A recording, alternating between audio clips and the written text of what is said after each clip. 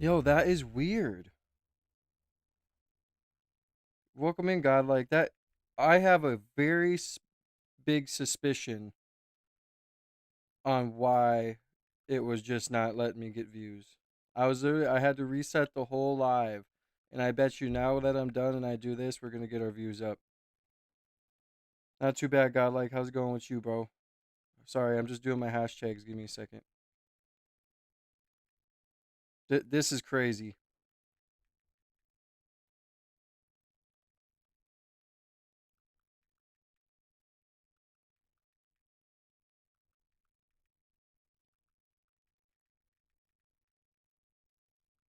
This is crazy.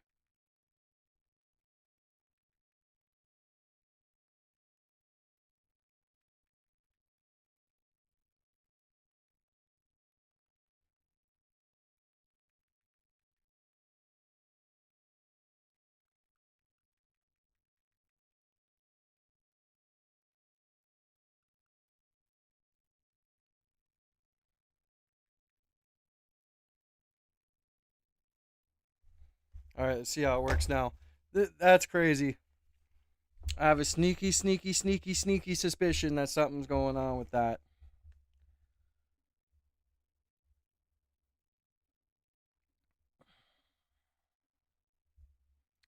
So my first title was, make sure you guys double tap that screen, whoever's getting in. I'm gonna go fill my coffee, then I'll say it.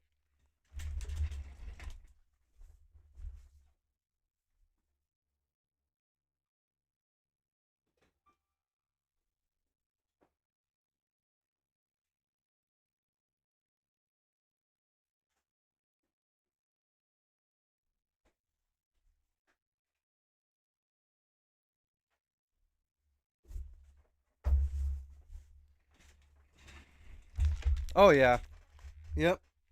I have a sneaking suspicion that YouTube was censoring my first title. And it was gonna censor my stream for it too.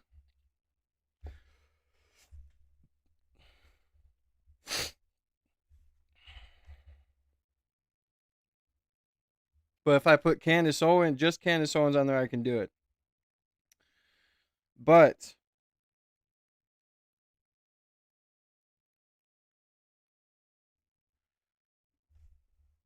are you still there, Godlike? Is something going on today or what?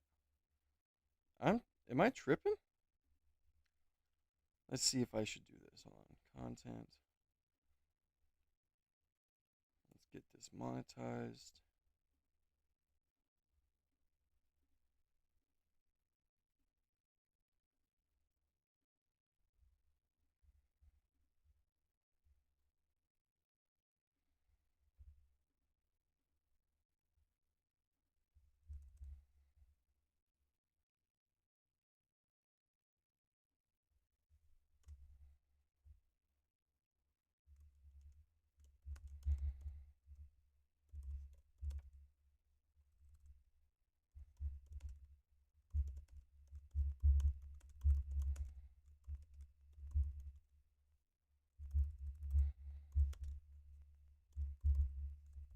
Fuck.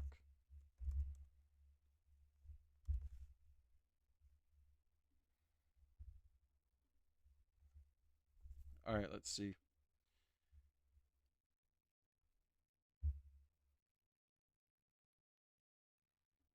All right, I'm glad you're still here. Yeah, no, I okay. So my first title I put on today was "Is Candace Owens compromised?" and anti-Semitism turning violent, and more. And even now, I'm still at one watching, like which is highly unusual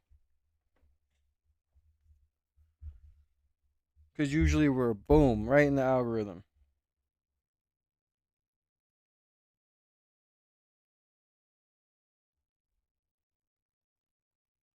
But I don't know. We'll just have to figure it out, I guess, and see what's going on.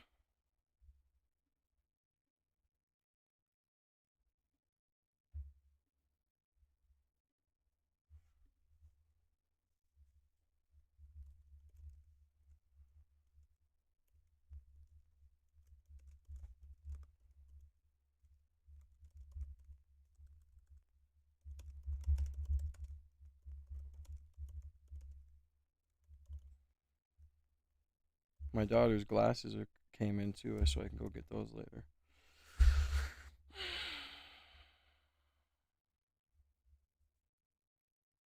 Yeah, I don't know. We're just gonna have to get into it. I mean, because even the people that usually get my notification I'm live and come in right away aren't even coming in. Is there something else going on in YouTube or what? What's going on here?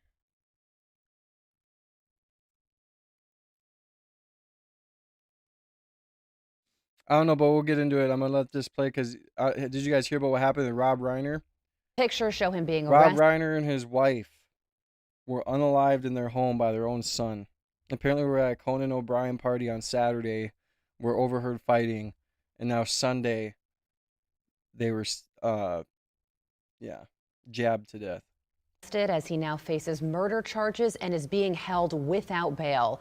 Criminal defense attorney David Gelman joins me now. David, this is just the worst kind of case imaginable. What do you make of what we know so far?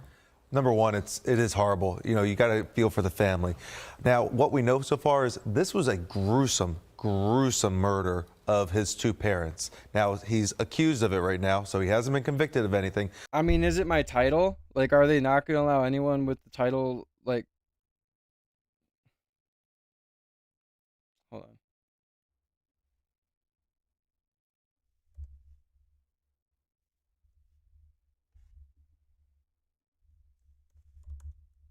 We're going to get to the bottom of it. Because I always get right in the algorithm. Boom, right away.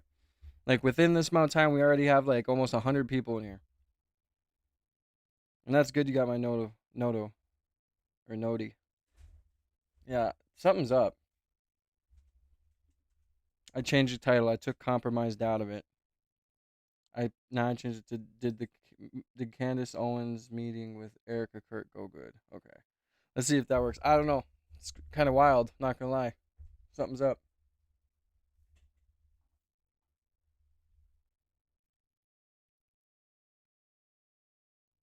Yeah, it is wild. It's I mean, that just shows how no matter how much money you have, there can still be problems in the home. That's one example right there.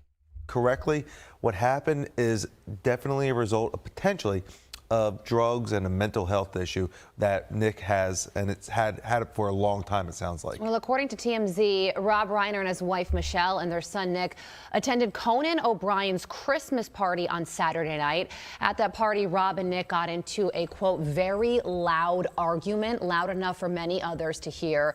Reiner family sources tell TMZ. We're told Rob and Michelle then left the party.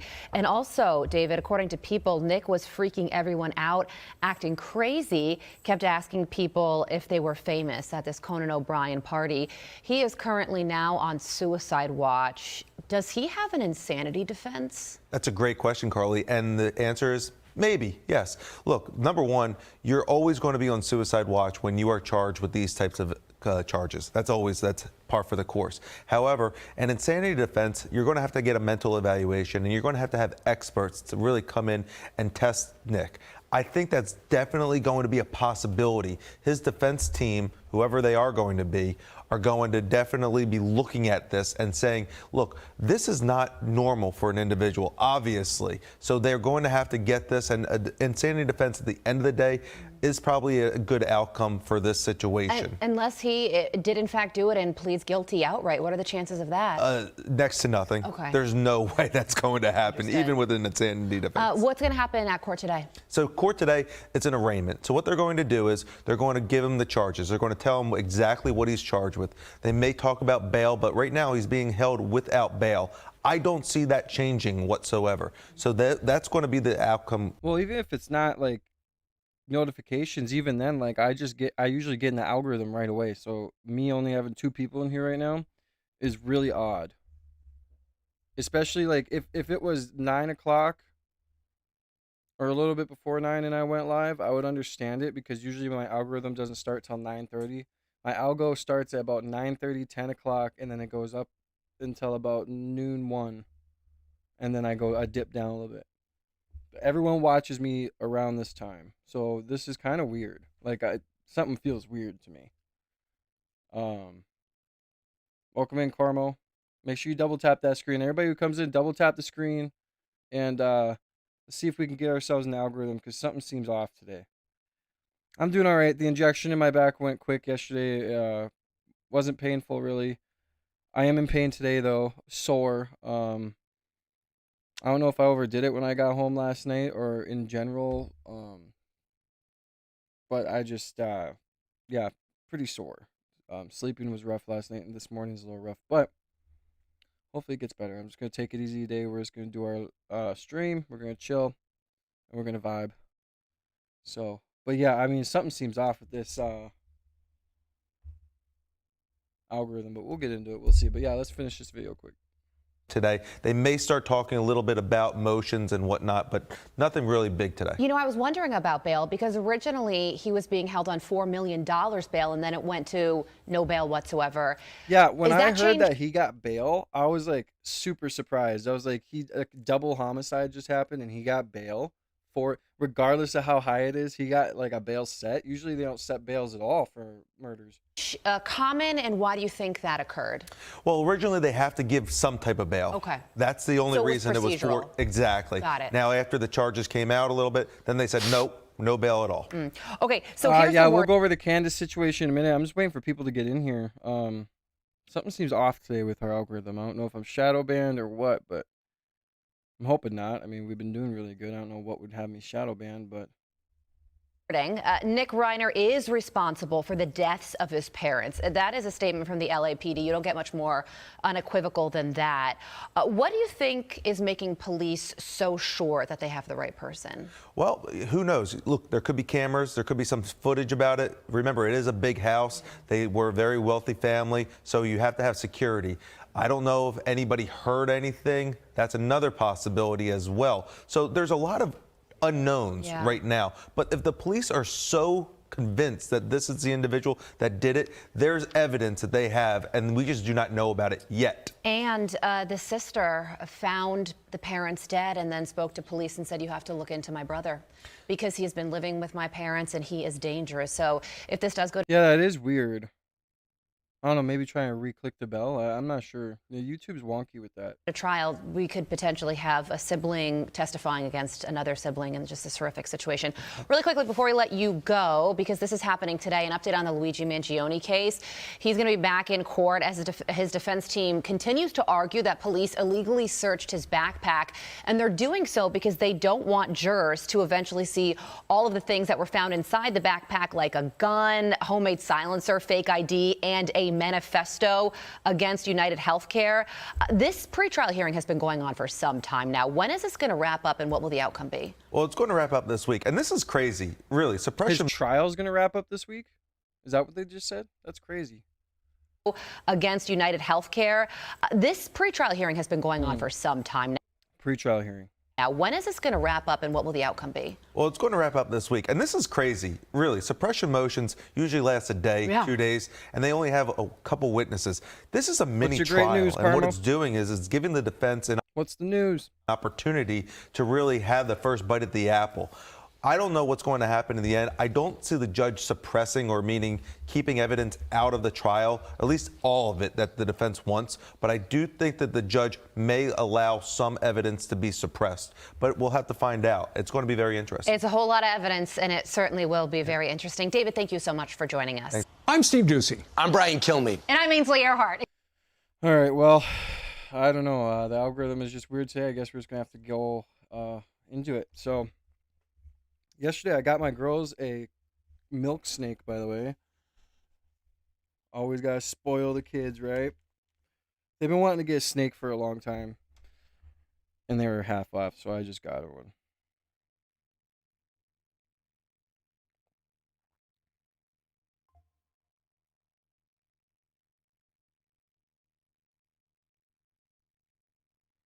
How do you know it was Frank Turek?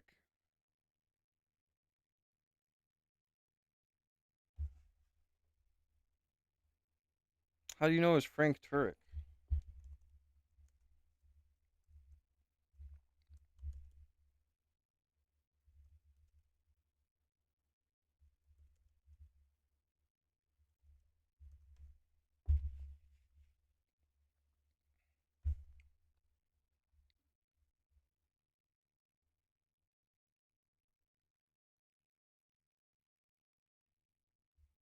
Yeah, that's weird, godlike, but everybody reacts to things differently. So I don't know. I already had one before. This is my second one, but if it doesn't work, I'm not getting another one, and I'm gonna have to consult a surgeon about back surgery, I guess. But I'm not getting back surgery for a while. But I'm still gonna get consulted to see what they think. But at some point, it's like I don't feel like going to have a back surgery this early in my life. But maybe if it's for the best outcome, I'll do it. I don't know. It's really just I don't know, frustrating and scary at the same time. Yeah, I don't know what's going on with the algorithm today, man. I really don't know. Like, really have no clue. This is weird. Usually by now we're doing really good on the algorithm and we're doing great, but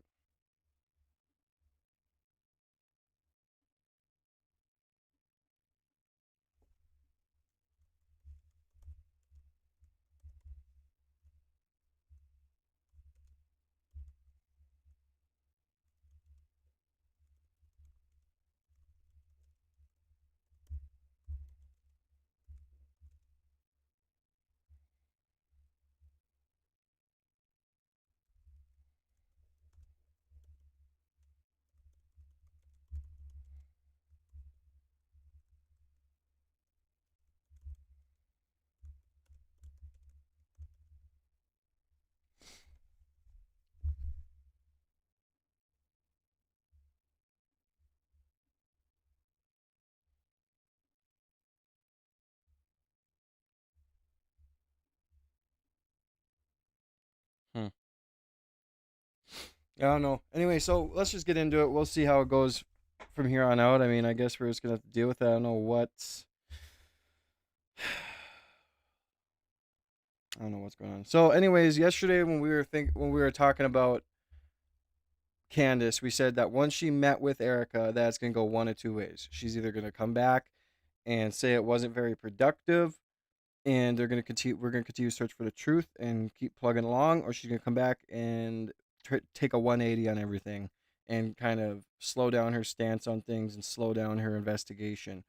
And I guess today we're gonna see with how her stream goes. She didn't really go into detail last night, but she did come on and post a short and kind of addressed the meeting. Apparently, it was 4.5 hours. So not sure how it went, but she says it went well. So, but there is conflicting evidence. I guess someone on Twitter had posted Erika Kirk's plane route and plane travel, and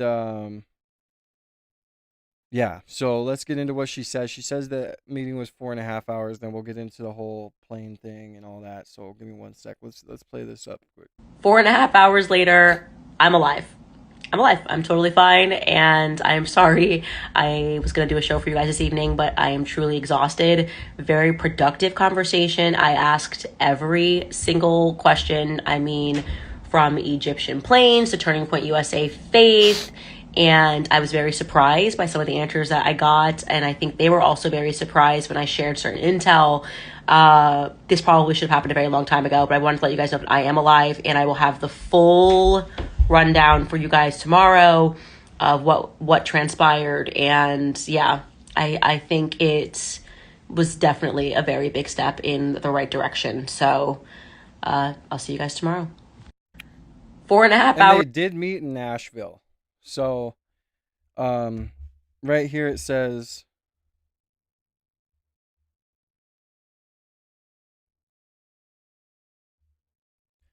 Erika Kirk and Candace Owens finished their highly anticipated private meeting in Nashville, Tennessee. Moments ago, Erika heads home to Scottsdale, Arizona. The meeting was about 45 minutes long. Erika is on a Gulfstream GV tail number N102DZ and has just departed the Nashville airport. Um, yeah, so that's kind of contradicting the whole fact that Candace says it was 4.5 hours long. Um, let's see. Where is it engine 14 from? It's currently showing housed out of station. So yeah, here's the Nashville airport. And it's flying back now over to Where is it engine 14 from? Forest Hills. Currently, But if they tracked this and it flew over to Nashville, and then the meeting was only 45 minutes, truly, and they flew back to Scottsdale, why is Candace Owens saying that it was 4.5 hours? That's my question.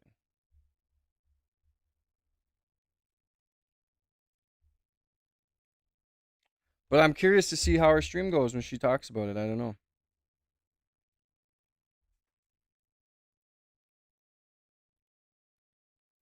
Oh, 100% godlike. I just think that there's something fishy going on. I really don't know what it is. I wonder what I want to know what was said during those meetings. Because already there's a contradiction. If that's true, that the plane was only there for, what, 45 minutes and then flew back, you're telling me that their meeting was only 45 minutes and Candace says it was 4.5 hours. So, yeah, even people in the comments are saying, oh, even right, okay, now right here, he clears it up. No, it was supposedly 4.5 hours. I screwed up. I didn't have my glasses on and thought it said 45 minutes instead of 4.5 hours. Okay. So I guess it was 4.5 hours.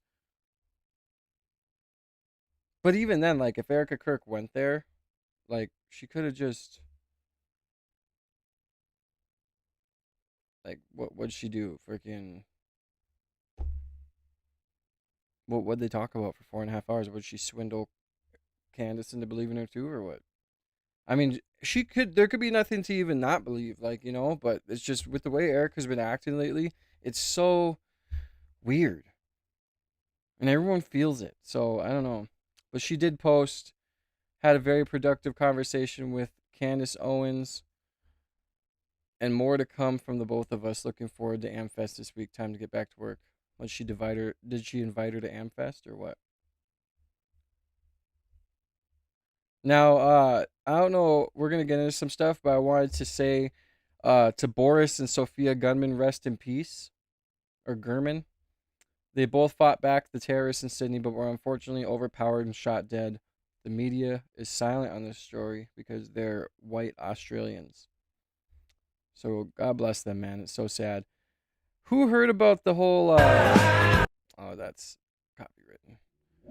Shh. Who heard about the fact that this guy, the bald guy who posted like the first thing that he thought about doing after the shooting or what during the shooting was taking a picture of himself, like bloody on the ground. I don't even know if I can show this picture, but I guess I will. Shh.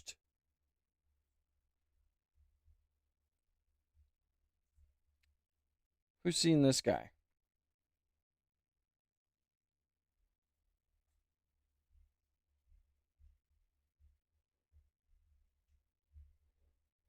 So this guy apparently was a survivor of the October 7th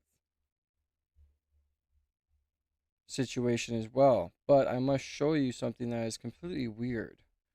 I don't know if anyone's seen it, but apparently there is a picture of him sitting there with makeup artists.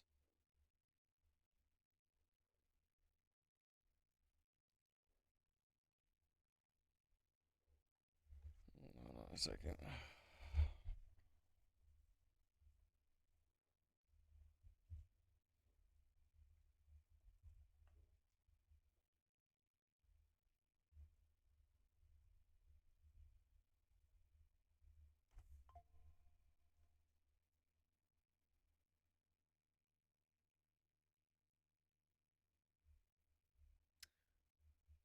So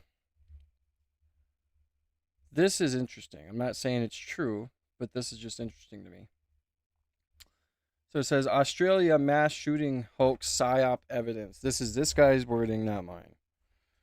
This guy is still parading. He survived the mass shooting while there are photos of him being applied with fake blood and makeup. Grok AI says the photo does not show traces of AI. It does look to be real and not far-fetched anyway. Also, who gets shot then takes a selfie? All psyop theater as usual. Crisis actor, X's account, source makeup shot. Okay, but anyway, here's the picture of him apparently receiving makeup, and he's even smiling during it. And I would agree it does not look AI. But I don't know. I mean, you just never know. But yesterday I did look, and up here you can always press the Grok thing to ask him, or ask Grok, right? And yesterday when I asked Grok, oops, damn it.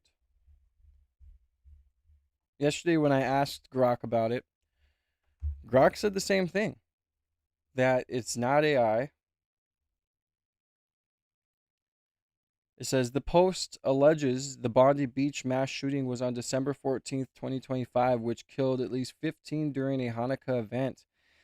Was a hoax staged with crisis actors, citing a selfie by survivor Arsen Ostrovsky and a accompanying photo of fake blood application. Fact checks confirm the selfie depicts Ostrovsky,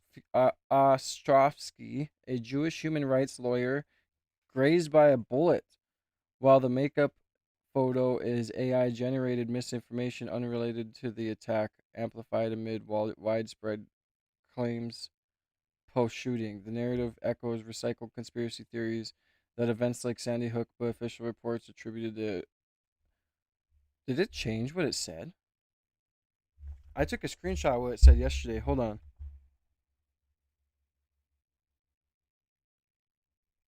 I think Grok changed what it said.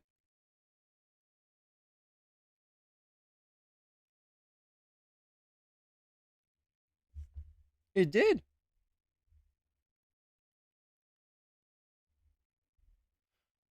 It did change what it said. Okay, so I have what it said yesterday.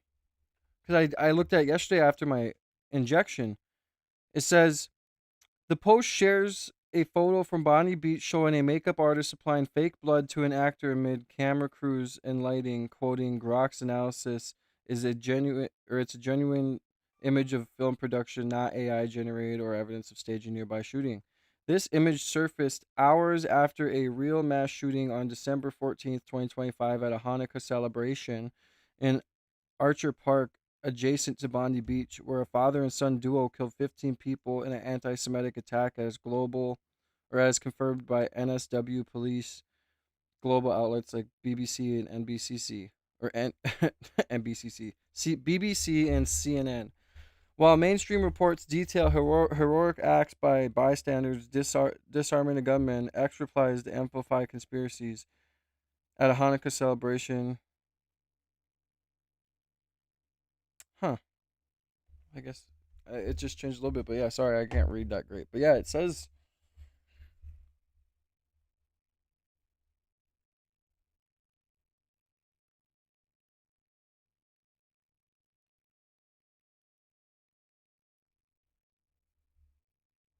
yeah, I don't know, it changed what it said, dude.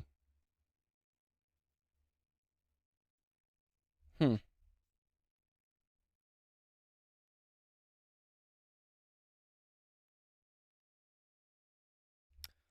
Honestly, dude, I do. And to be honest with you, I think that they will do whatever to their own people to stage things.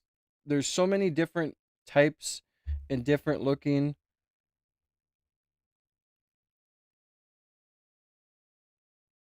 different looking people from that country to where they can blend in any country and then blame it on other types of religions or other countries because they look as said country. You know what I mean? So I don't know. It's just kind of weird that this guy, as soon as it happened, wanted to take a selfie. I mean, I'm sorry, but like if there's a shooting, a mass shooting, and I'm shot, I'm not gonna take my phone out and roll around on the ground taking selfies like this. I'm sorry, I'm not gonna be doing that. So I don't understand. I just don't understand why he would have done this. I mean,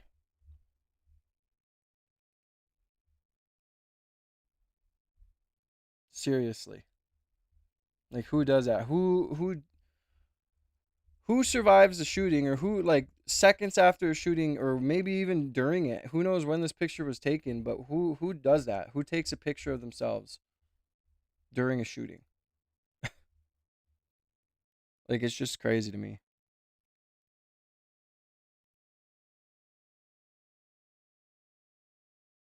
Yeah, because when I asked yesterday, it said something completely different. Maybe it's because they were calling out the AI that it was like that it got changed. Because it says right here,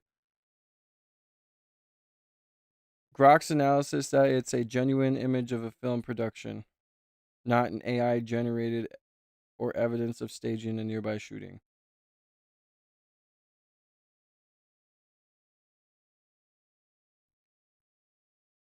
I mean, I'll ask Grok right now. Hold on.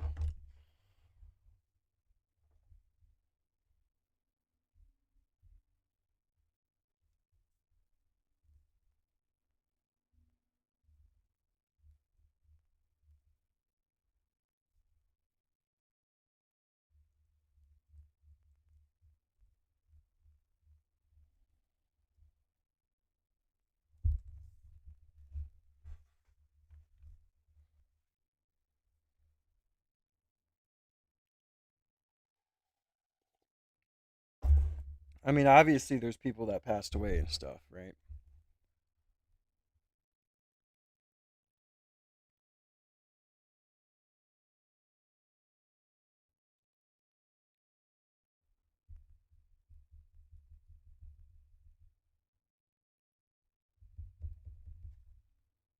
Yeah, I don't know why our algorithm is not working today.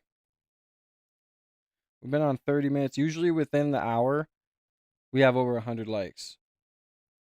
Usually by this time, we're already at like 50, 60 likes. So something's going on today.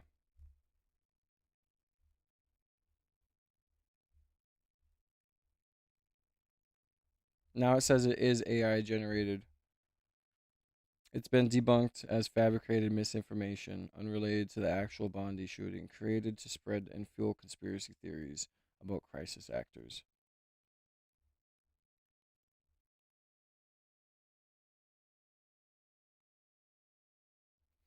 But why is he taking pictures of himself right after he gets shot? Like, that's your first thing that you think about doing, is whipping out your phone and taking a picture of yourself after a mass shooting just occurs and you get grazed by a bullet. You think, well, let me take out my picture. This will be a great selfie. Like, it just doesn't make sense to me. This is his Twitter.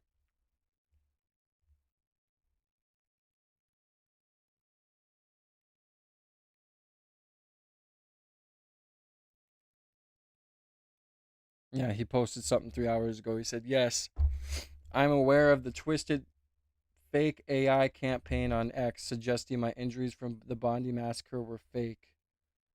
I will only say this. I saw these images as I was being prepped to go into surgery today, and I will not dignify this sick campaign of lies and hate with a response.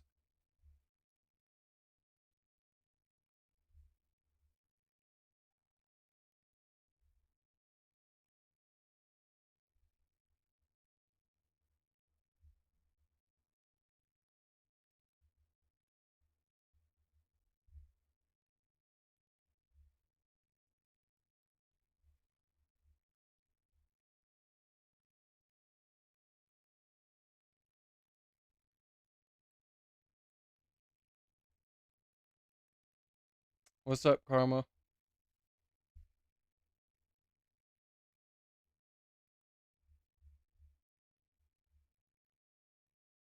Yeah, this is him in the hospital.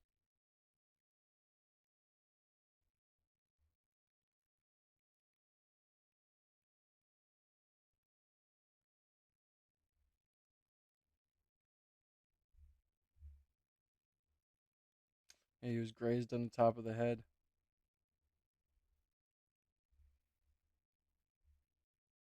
Yeah, there is sick people out there who do make up dumb narratives. Did I tell you guys I got my kids a milk snake yesterday? You guys want to see it? Hold on a second.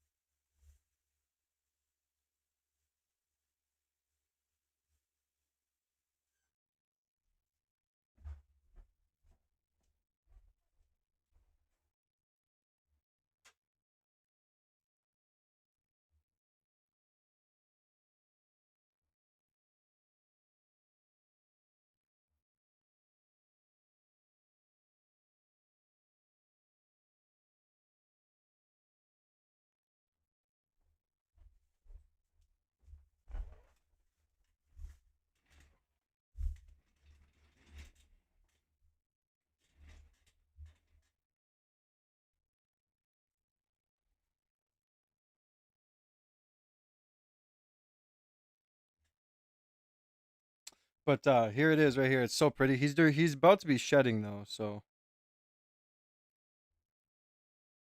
very beautiful though. Very beautiful milk snake. He's enjoying his cage though.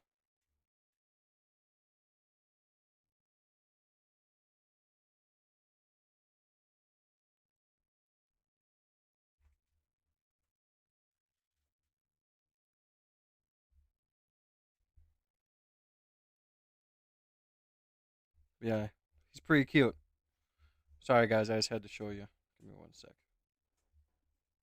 I'm gonna go put him back in his cage. I want him to be able to kind of just relax and chill in his cage for a while without being bothered, you know?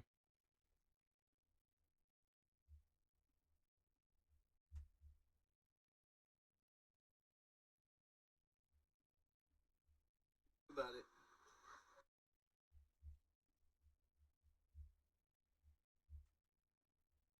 Oh, it's getting windy outside.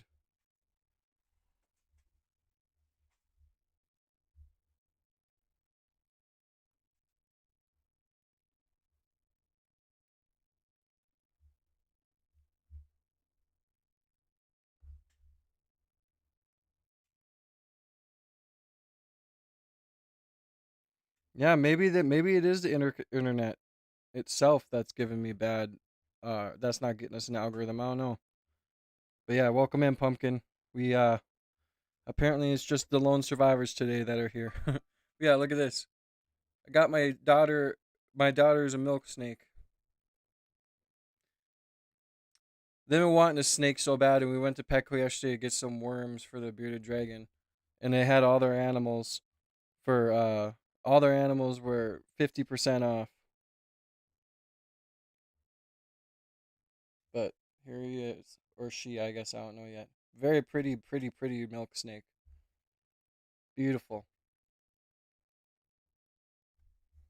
But I'm gonna go put him back real quick. I'll be right back.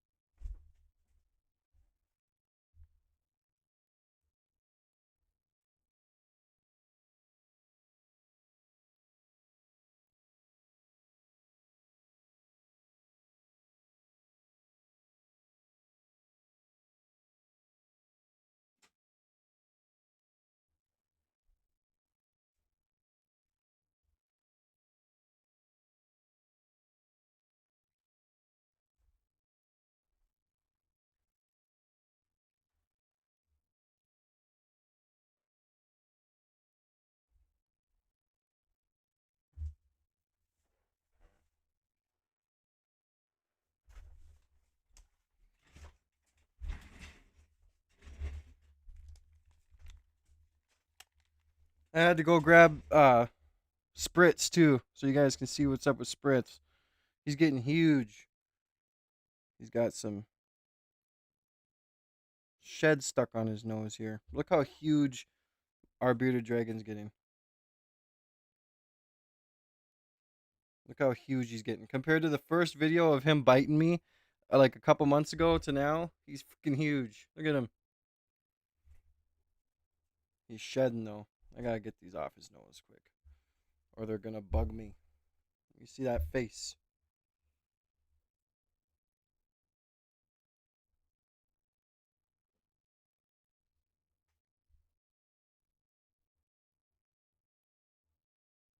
There you go, bud. Look at when they shed, they have these like pieces that get stuck on their nose, and they look like ginormous boogers. See this side. Come here, buddy.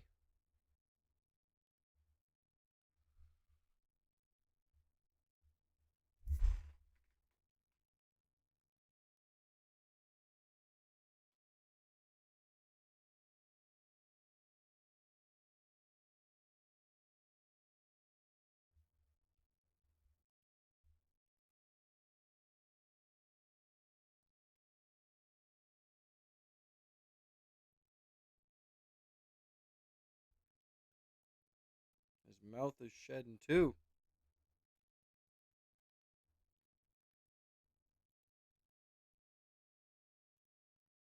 There you go, buddy. That better? Can you breathe now? See, it looks like a big booger. when you take them out of their nose. There, is that better? Yeah, better. They get pretty big. You can look up adult bearded dragon. They get pretty decent. But yeah, he's huge compared to the first video of him. See if I can find it.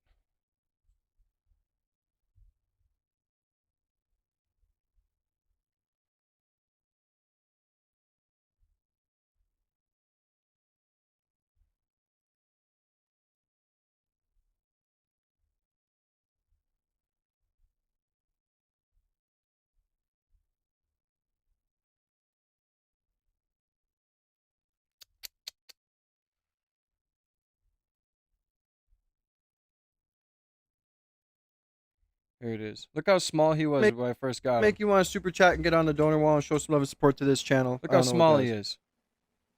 This guy is lit. All right, ready? You hungry? Look at him. Yep, right away. Look at him. Ah! He got me. This is when he bit me. But yeah, he's definitely grown a crap ton since then. So, no, we didn't get Taco John's. We have Taco John's in town. Usually we get something that we don't have here in town. I ended up getting the girls a milk snake. So after that, we kind of just got some ice cream from the gas station and came home. But yeah, he's huge now. Look at him. And he's so spoiled. He's a spoiled, rotten baby. Aren't you? He's looking at me like, don't you talk about me like that. Don't you do it. Yeah, he's shedding. But yeah, he bit my ass in that stream, bro. Bit me.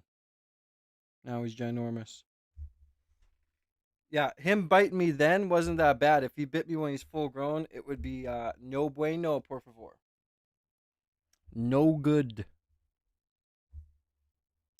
Yeah, I don't know why we are so like the internet must be bad for people today, and I must not be getting in the algorithm or something. Because usually, like we're at 45 minutes into the stream. Usually by now we're almost to 100 likes. We got a lot of views, but this time we're not doing too good, man. But I'm gonna take it easy today anyway because of my back, so I might not be on long today. But yeah, let's get into some more stuff. But yeah, apparently this is him in the hospital, so.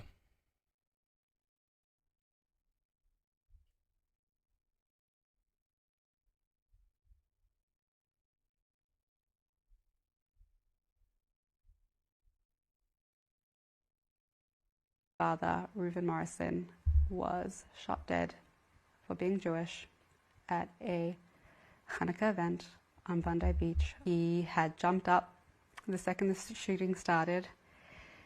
He managed to throw bricks. He was screaming at the terrorist and protecting his community. He was shot dead.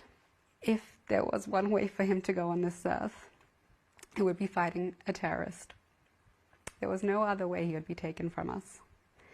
He went down fighting, protecting the people he loved the most.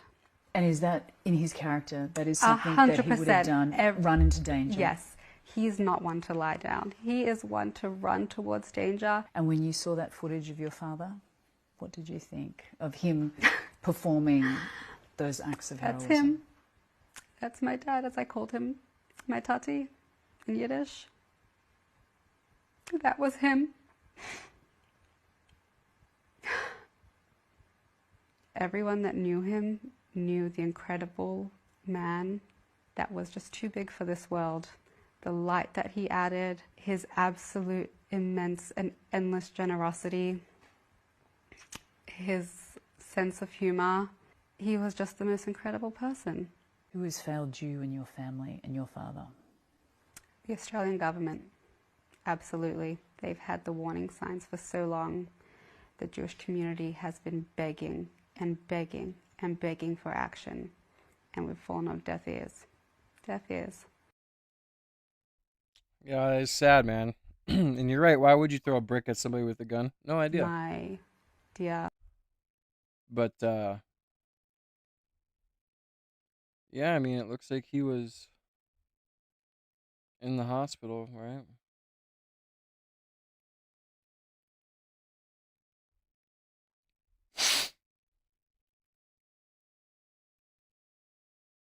I just don't know why he would have taken those selfies. Like, what made him think about that? Like, as soon as you get shot, you're fucking taking a selfie. Like, I just riddle me that.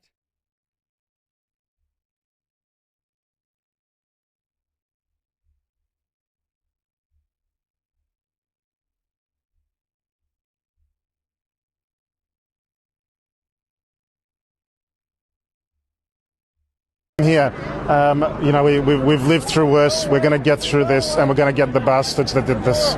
Here. I just really want to know, why did he take this selfie? What do you do this for? I don't get it. Like, at the moment he hits the ground, he just takes a selfie. I mean, I guess there was people that were taking videos as well, but I mean, this doesn't make sense to me.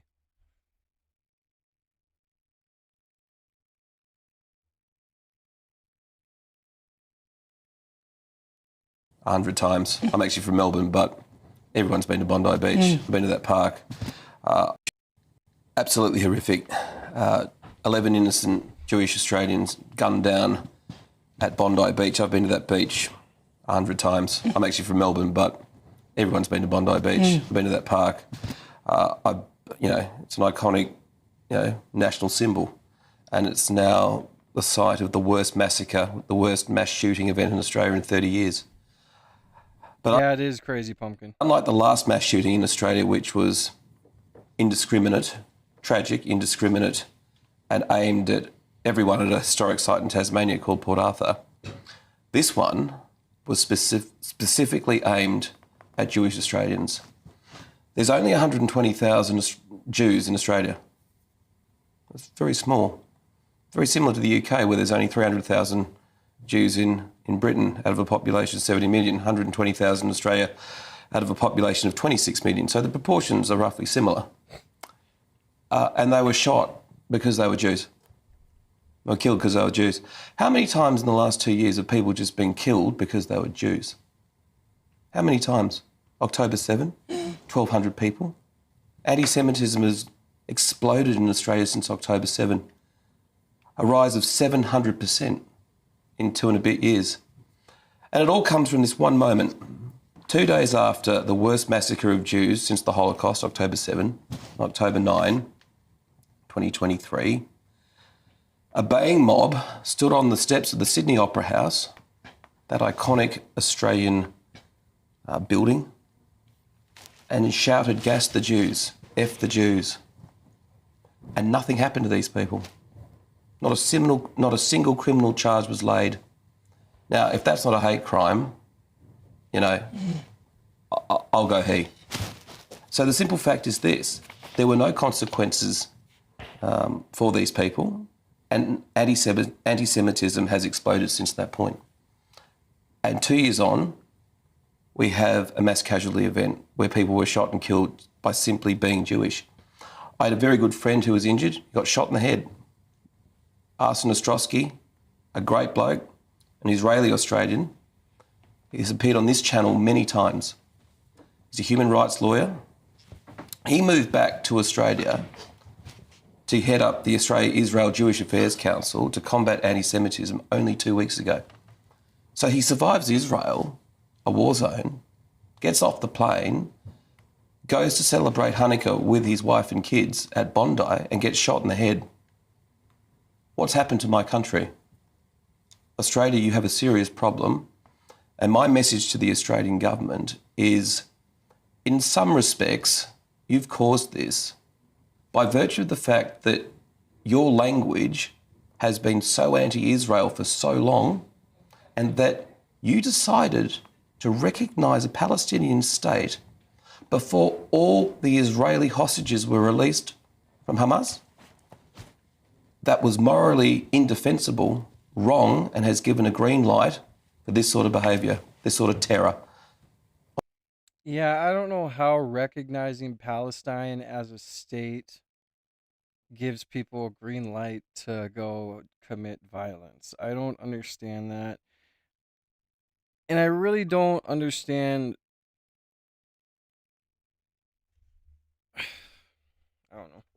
all the anti-Semitic attacks. Like, what? And it's like I said yesterday, it's always like the whole they had IEDs in the vehicle. Like they had some plan that they were trying to carry out. Like every single time. Why, and God forbid they'd ever do this, and I'm glad they didn't, but why wouldn't you plant them before you go into a situation where you know you're not going to make it out from? It just doesn't make sense. I'll be right back. I'm going to go put this guy away.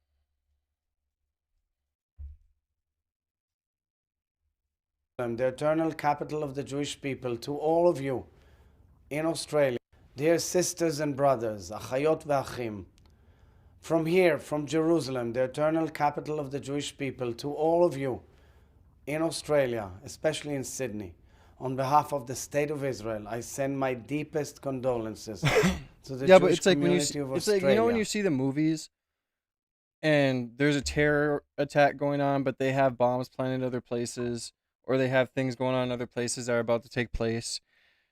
It's just so weird and convenient that every single time they have IEDs in their car, but there's no threat anywhere else. Like they went as far to make IEDs, but then didn't plant them, or didn't have a plan to execute that as well. They had a plan to execute the shooting. They wanted to go shoot, but they didn't like foresee planting the bombs. Doesn't make sense. You know, especially like I just think that there is, and what happened in Sydney is very tragic, and I don't discount anything, and I don't deny anything. I have no facts for what I'm about to say, but it just truly does feel like there is a big force in the ether right now to take our eyes off the awakening we've been having on Israel and put all of our focus on Muslim and Islamic terror. Right? And we all know that there are people that look Muslim that are Jewish. Right? We all know that the reason why Israel is able to infiltrate so many countries is because they have a lot of different looking people. Not saying Israel did this. What I'm saying, though, is we have to keep our eyes and ears open for all possibilities. And I just find it crazy how every single time they had IEDs in the car and there was a manifesto or there was this or it was that. And it's just like, ever since the great noticing started happening and we started waking up,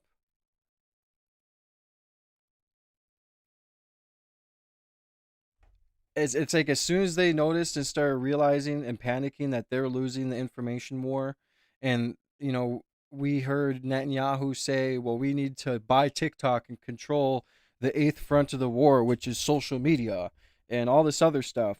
It's like ever since that moment on, there has been this force to control what we think and how we and who we perceive as the enemy.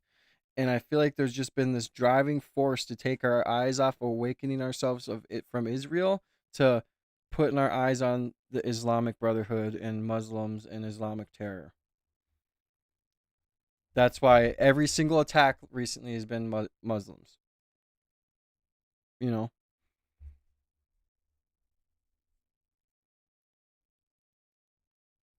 100% godlike. And again, if I'm wrong, I'm wrong. And I'm not saying that what I'm saying is true. But it just seems like that's what's going on. I mean, we had the Washington shooter. who shot 2 soldiers.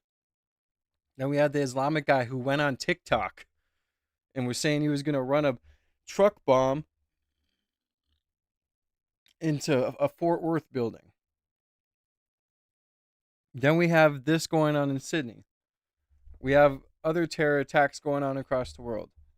In LA, we just had people that were building pipe bombs, Turtle Island something. It was something turtle. It was a group with turtle in the name. But my point is that it really seems to be an effort to bring back sympathy for them. After today's horrific terror attack. And I am sympathetic. Again, I'm not saying it's the Jewish people. I'm saying it could be Israeli government, because no race or ethnicity or religion deserves to be executed like they were in Bondi Beach, okay? At all. But you never know what your government's trying to do. I mean, our own government has used our own citizens as pawns for a bigger operation. Like, I mean, look at 9/11, right? These vile terrorists deliberately targeted innocent Jewish families 100% celebrating the godlike. first night of Hanukkah. They wanted to light a big light. The people of Israel stands together with all of you in this very dark and difficult moment. Even in the face of terror tragedy, let's not forget, we are the eternal people. The Jewish people are strong, resilient, and united. And our message is clear. The Hanukkah lights must go on and will be lit all over the world, especially in Bondi Beach, in Sydney, and all over Australia. In Australia, in Israel, and around the world, the Jewish people, the eternal people, will continue to bring light into the world and overcome this terrible darkness.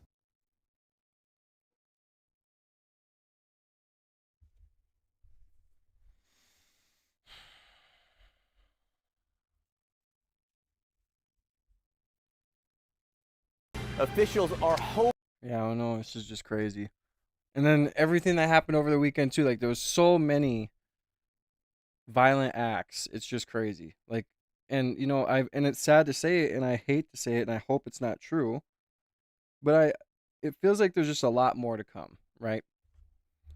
I feel like we're getting to a place in the world right now where there's not only an information war going on, but color revolution, like color wars, and that are being drived into our minds to make us think that we need to go to this fucking extreme length to, I don't know. It's scary. It is really scary how different narratives and agendas are being pushed right now, and I feel like there's only more to come, and it's scary. So everybody just stay safe, man. There are new leads in the urgent manhunt for a killer who is very much still on the loose.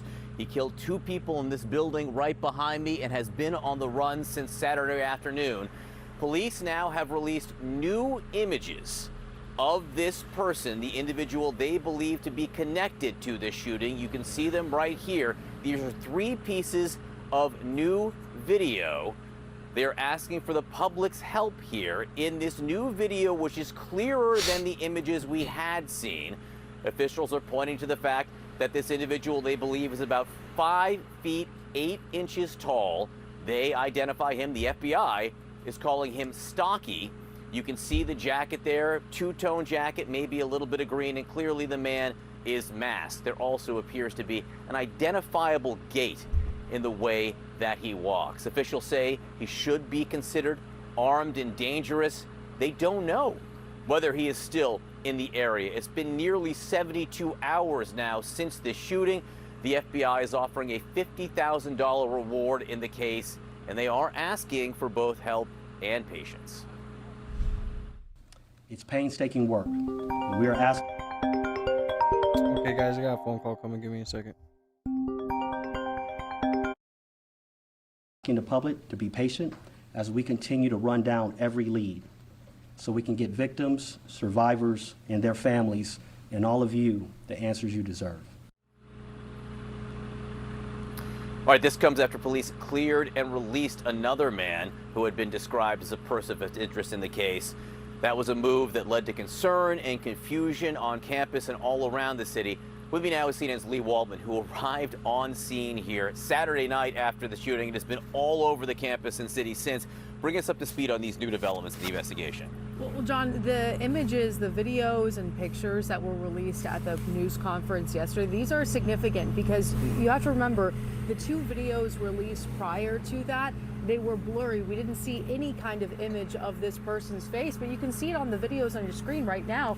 You can see part of this man's face. It's covered by a mask here, but it was a distinctive video release because the AG says this could be the key here in pulling those threads to try and blow this case wide open. We asked him about it last night at this news conference, and he said the next 24 to 36 hours are very key in this investigation. They could blow this whole case wide open. You mentioned that distinctive gait that he has. Well, we're looking at this. We have no idea who this person is, but someone who does know this man, the images of his face that we can see, the walk, they should be able to identify this person. We know they're getting these tips from the community. We saw them out here in this neighborhood surrounding Brown University, K-9 units, the FBI, U.S. Marshals, state and local police. They're knocking on doors, hoping to get some more video so we can really piece all of this together. And you were at that news conference again yesterday where this new video was released. There seemed to be some frustration, certainly the press asking, I think, important questions to law enforcement about what's taken so long, why this is coming out in stages, and the police and law enforcement in general may be frustrated and a little tired too. Absolutely, and the law enforcement were asking these questions, things that we're hearing from the community, asking why we're not seeing more. Is there any more video? And they're I'm gonna go fill my coffee real quick, guys. I'll be right back. I'll keep letting this play though. telling us this is just a part of the investigation. Give us some time here. Community members also telling us that they're frustrated. They want this manhunt to come to an end, John. All right, Lee Waldman, again, you've been here for days now. Great work all over this area. Thanks so much for being with us this morning. As we said, there are facing a lot of questions, police and FBI, about how they are handling this after this initial person of interest was cleared and released. Law enforcement had to get back to work. You're seeing what they've been doing here in this neighborhood, going through neighborhoods, going into yards, walking down the streets, knocking on doors. This was yesterday, right? Oh yeah, Skippy, I hope you have a good time. 2 full days after the shooting, which tells you where they are. Listen. We have known since Saturday that the potential suspect walked down Waterman Street. It was in the first video. Why would you be now looking in the bushes for something on Waterman Street 2 days later after it had snowed? So I just answered John the same question on how investigations, they turn and lead you in a different direction. We might have used all our energies in the first few days to investigate something, and here we are now heading back to that same place to continue to investigate, and that's why you saw that, because the investigations change on a daily basis. All right, with us now, CNN Senior National Security Analyst Julia Kayan, former Assistant Secretary for the Department of Homeland Security. And one new bit of information, Julia, which really tees up the question about where we are. Late yesterday, law enforcement put out a note for anyone who was in that building, Barris and Holly, which is the engineering building where the shooting took place, saying, hey. Good morning, Stacy. We want to talk to you if we were in that building, which seems like a reasonable request, except that it was 2 full days after the shooting itself. So what does all of this tell you about what's been going on? I mean, that the person of interest, and I think the FBI sort of saying, we've got our guy, and disclosures by Director Patel, delayed this 18 hours. I gotta make a phone call real quick. I will tell you, I saw pictures of them looking through the snow and everything. It snowed. You and I were standing here in the snow on Sunday. Most evidence is now gone, right? Like, so if he dropped something, if there were fingerprints or whatever, most of it will be gone. So they're, I mean, and they admit it, they're delayed about 18 to 24 hours. Also, students are gone. You know, memories, labs people are traumatized, people are all around the country, around the world now who may have been in that building. So it's just going to be harder for them. But that look, they are committed to doing a restart. But this is This is unfortunate, and the public does not want to see law enforcement agencies sort of throwing each other under the bus. That said, what we did get was the new video released yesterday. 3 separate pieces of video at this news conference, along with some photos and a $50,000 reward. At first glance, you're like, oh, I can't see his face here, but there are some recognizable things, perhaps, for someone who knows this. So and let's combine that with the $50,000 reward, which seems it's money, but it's not like a huge reward. This money and those videos are someone is recognizing him. He has a friends, he has colleagues, he has a girlfriend, boyfriend, whatever. Someone will recognize this, and the 50,000 is essentially, we're going to make this, you know, we need you to come forward. A stranger is not going to recognize him from that. So unlike, say, the United Healthcare manhunt, this is really not a manhunt in that sense. This is a we need someone near him to come forward. That was what happened in Utah with the Charlie Kirk shooting. Exactly It was people who knew that person, even though they were unrecognizable to most people in the video. I want to ask you a question. Actually, Anderson asked me last night, and it's one that more and more people are asking. You know, Providence is a city of some 200,000 people. Yeah, it looks like we're getting some more people in here now. Man, the algorithm's been pretty dead today. Weird. But I hope everybody's having a blessed day, man. God bless you guys. Thank you guys for being here. I hope you guys have been having a good week so far. It is Tuesday. Sorry if I'm not talking much. I am a little sore from my injection yesterday. I don't know if I overdid it or what. They always tell me, don't lift your girls up and don't bend over too much after this. It's like, well, I can't not lift my kid up. I have to put her in the car and all that other stuff. So, but I did get my daughters a milk snake yesterday. So that's exciting. Really cool snake. Very beautiful and pretty. So, but yeah. God bless you guys, man. I hope you guys are having a fantastic day. Let's continue to run it up. Make sure you guys double tap that screen if you're new to the stream. Comment down below if you're new to the stream. Join the family. We're on the road to 10,000 subs, man. I do have a super chat goal up of 5 super chats, $20 and above. I'm trying to make $100 a stream so we can continue to do this and continue to be able to progress and evolve this. Upgrade the studio, and not only that, but it's just, you know, so I can continue to do this as my full-time job. I think $100 a day is good, right? Oh yeah, Stacy, the snake is beautiful. Yeah, it is wild. Well, usually within the first hour we're above 100 likes and we have a few hundred people in here. So it's kind of crazy how the algorithm is today, but hey man, not every day is going to be the same. Not every day is going to be, you know what I mean? A good day. So, but even on days that aren't good days, it's still a blessing. So, presumably a lot of cameras around. Brown University has a lot of cameras around. How can it be that yeah, Stacy, we went to Petco yesterday because I was going to get my bearded dragon some worms. When we went in there, all their animals were like 50% off, and a bunch of their supplies were 50% off with a membership. So I ended up getting everything for a good price. So it was pretty awesome. More pictures. I can't answer this. I'm your analyst. I cannot answer this. That there's a couple things. You know, did he know where cameras were on the campus? You just have to ask yourself that, so that he's sort of diverting himself and his position. But they are looking at all cameras now. The city is back open. They're gonna, you know, people who weren't around Saturday and Sunday were back at work yesterday. Welcome in, Tandy. Find something. The other thing is there's no pictures of him in the room. We generally do get sort of real-time pictures. I think that shows the suddenness of this. He comes from behind and then everyone is hiding. But it is true. And it may change. Someone has something that they don't know. Well, I think it'll change going forward in this city and this college for sure. One of the things they say about that building, they're just on a lot of cameras in that building because it's sold. In this neighborhood, which is on campus, but the edge of campus, there are residences all around here. So it's sort of a patchwork, but still, you might expect to see more. Great to see you, Julia. Thank you so much for being here. So Fox News Earth this morning, an intensifying manhunt for the Brown University shooting suspect, as new surveillance images show, and you're looking at it now. A person of interest still on the run more than 48 hours later. Callahan Walsh is the co-host of America's Most Wanted on Fox and joins us now. Callahan, we know this guy is stocky. He's about 5'8", and they don't seem as confident now as they did 48 hours ago about capturing him. You're absolutely right. There's really little to go off of here, and that's what's been so concerning, I think, from the public's perspective, is that there's very little actionable information that's been provided to us by law enforcement. You know, we know on America's Most Wanted, the public is our greatest asset. I mean, why not wear a shiesty? Like, why? Like, I've never understood why people wear these COVID masks. Why not just put a damn shiesty on? Greatest ally. They are that force multiplier for law enforcement.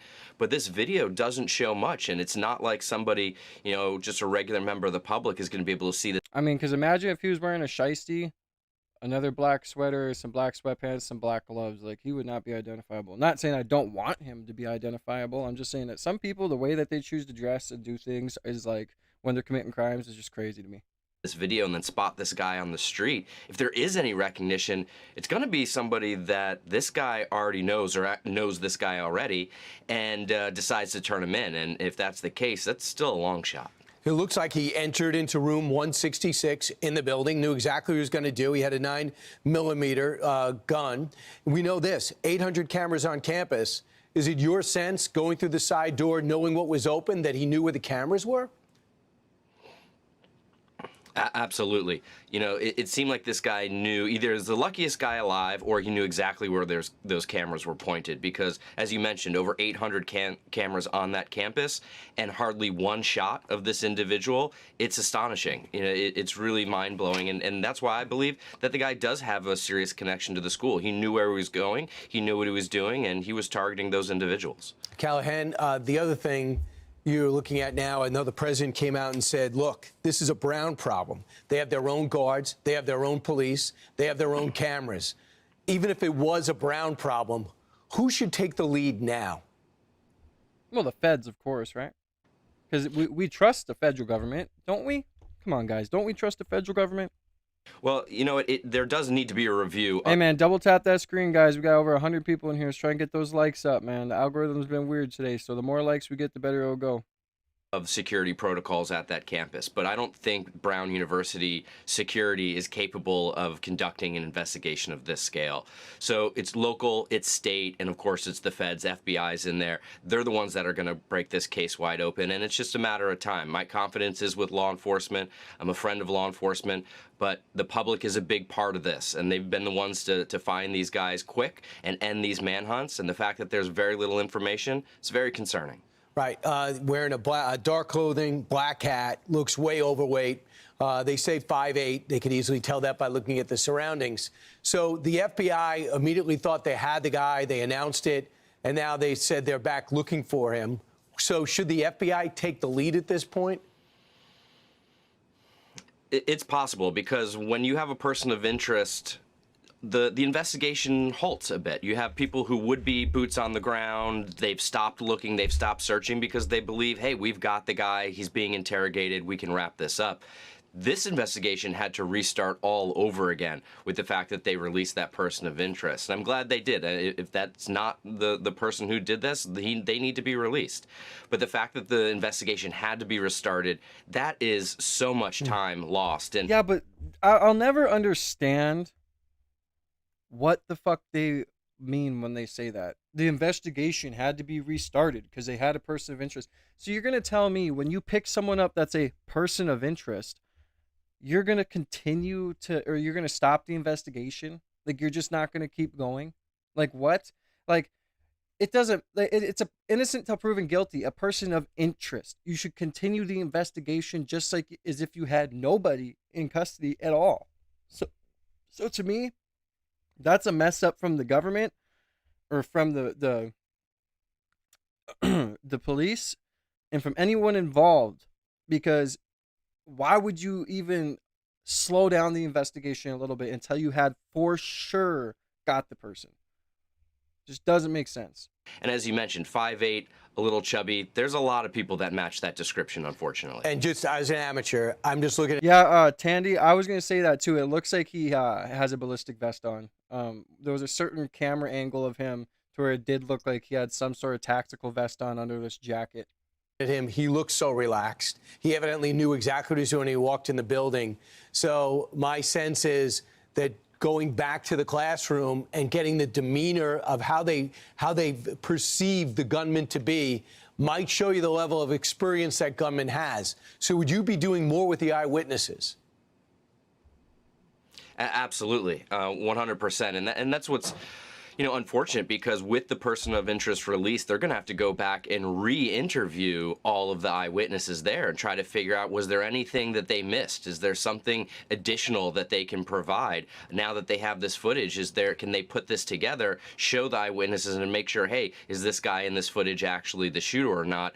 We also need to know what he said in that classroom. I believe it's been reported here and there that maybe someone forgot what he said. They don't know what he said. I think that's going to be very important as well. We need to know what he said. We know what usually gunmen scream out before they shoot. We'll see if it ends up like that, too. Callahan. Oh, what? Let me guess what you were going to say. Allahu Akbar? Is that what you were going to say? Listen to what he just said, bro. That was wild. What he said, I think that's going to be very important as well. We need to know what he said. We know what usually gunmen scream out before they shoot. We'll see if it ends up like that, too. Callahan Wallace should be very comfortable if you and your dad. See, I'm telling you, bro. They're trying to make it make us think that it's always Muslims and Islamic terror all the time. We're on top of this, along with law enforcement. Thanks so much. Thanks for having me, Brian. Hey, it's Will Kane. Click here to. Yeah, this Rob Reiner situation is very, very sad, bro. We'll get into a little bit more of that after this. In another one of our top stories, police have released... I guess I didn't really know who Rob Reiner was. I'm not really into that, or didn't know who he was, but my mom was really sad when she heard about this yesterday. And make sure you guys double tap that screen, man. Double tap your screen. Take the phone and double tap the screen. Get those likes up, yo. This new footage of a person of interest in the Brown University shooting. These videos were taken hours before the first 911 call came in on Saturday. The FBI is offering a $50,000 reward for information leading to an arrest and a conviction. We're asking everyone in Rhode Island and beyond to review the new images of the suspect, share them on social media, and come forward if you have any information. CBS News correspondent Tom Hansen joins us live from Providence, Rhode Island once again with an update on all of this. Tom, good morning. I'm curious how furious students are that the shooter is still out there. Update us on that and where the investigation goes from here. What you heard in that press conference last night, a $50,000 reward to anyone who can provide information on the man who was shown in those videos and images. That man walking along the street near the site of the incident, he was donned in black, he had a mask on, so there aren't a lot of identifying features that anyone can really use in order to provide information, but that is the best video that we have seen so far of the person who is believed to be the suspected shooter who carried this out. That's what FBI personnel think. They think that he is the shooter. Now, this has obviously been a roller coaster of emotions for all of the students here, the students who are still left. In fact, many of the students so scared, so stressed out from all of this that they have actually left campus early. But for those who remain, they have the question of having the opportunity to walk around after the lockdown lifted, only to find out that the person of interest yesterday was not actually the right person. And by yesterday, I, of course, mean overnight from Sunday into Monday, when in law enforcement revealed that that was a person that no longer, they believed, was connected to the case. Now, we also learned of the two students who died in that shooting. Ella Cook, a sophomore, 19 years old. Muhammad Aziz Umerzakov, freshman, 18 years old. Two people who passed away from the wounds from that awful shooting. We spoke to one of the friends of Umerzakov. Here's what he had to say about his friend. I didn't even think I was saying bye to him for winter break then, much less, forever. Yeah. And then I never did see him tomorrow. And that is awful and devastating. And that should never have to be a concern. Errol, Brown University is a tight-knit community. It's a very small school. Just a few thousand kids go here. So understandably, everyone knows everyone, and everyone is very, very shattered from the events that unfolded over the weekend. Yeah, Tom, it's absolutely understandable. Thank you for your reporting. We now want to speak with Nadia Patel. She's a student at Brown University, also lived in the same dorm building as Muhammad Aziz Umerzakov, had a chemistry class with him. Nadia, good morning to you and welcome. I just want to kind of share my condolences for you and what you and your friends are going through. How are you feeling today, and what is replaying in your mind right now? Yeah, thank you for having me. Honestly, all of us have been pretty shaken up from this experience. We were all in different locations, but we're kind of coming together in the form of a community, or what community we can form during this difficult time. As for what's been replaying in my head, it's honestly been the last interactions that I've had with Muhammad. The day before the shooting occurred, I remember me and my friends were actually having a Christmas gathering, and we went to my dorm to get some materials. And I remember I saw Muhammad and waved to him while he was on the stairs, and he was talking to his friends or family. And I mean, I didn't know that that was the last time I was going to see him. We heard another friend of his in the previous report share some details about not realizing it was the last time they would see Muhammad. What can you tell us about him? Yeah, Muhammad was genuinely one of the most driven people I had known. Like me, he was a pre-med. We were in very similar classes. One of them was general chemistry. We would always, stay up late in our common lounge talking about our upcoming midterm and how we were stressed together. He was always someone that you could talk to about anything. And I remember one time we had stayed up till almost 4 a.m., 5 a.m. in the morning. And he was just always someone that was offering support. He'll be someone that is missed. Now, you had said this isn't the first time you've experienced an active shooter situation. How do you cope with that reality, and what's your response to the shooter still being on the loose? Yeah. So my first active shooter situation was actually when I was shadowing an endocrinologist at the hospital. And in that moment, you think, oh, it's one and done. But to be in the situation again, it's so disheartening. I know I'm not the only one who's been in more than one active shooter situation, which is unfortunate. There's been many others, which I wish wasn't the case.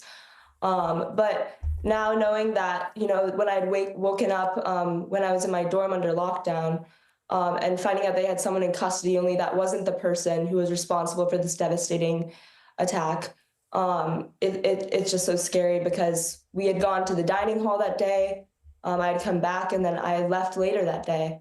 But just to know that they're still out there and we don't know where they are, that's a problem. Well, Nadia, I appreciate you speaking with us at such a difficult time. It takes a lot of power and strength to speak out loud like this, and I'm grateful for it. Please do stay safe and keep us posted on how you progress in the weeks ahead. Thank you so much. Take care. Yeah, man, that's super sad. Shout out to Brown and Rhode Island, bro. Now to this, hopefully they come to a quick and swift conclusion, and they get the guy. But it looks like they're having a tough time figuring anything out right now. So make sure you guys double tap that screen, man. Show some love and support. We'll get a little bit more into the Candace stuff here in a minute. Apparently, her and Erika Kirk had a 4.5 hour long conversation yesterday. And she came back and said it was productive, and she's looking forward to the future. So, I mean, I don't know what happened, but we all feel that vibe with Erika. So what happened in that meeting and what truly took place and what was said, we don't know. But we will know a little bit once we see how Candace decides to act. If she takes the foot off the gas and we can kind of tell she's holding back, or if she continues to go strong forward regardless of what happens with Erika. So double homicide case against the son of actor and director Rob Reiner is being presented to the Los Angeles County District Attorney's Office by police today. Prosecutors will determine the specific charges, if any, to file against Nick Reiner, who was arrested in connection with the deaths of his parents yesterday. CBS News' Bradley Blackburn is following all the latest developments. Man, he looks like he's a mad person all the time. Look at him. Can't even smile for a family photo. Deaths of his parents yesterday.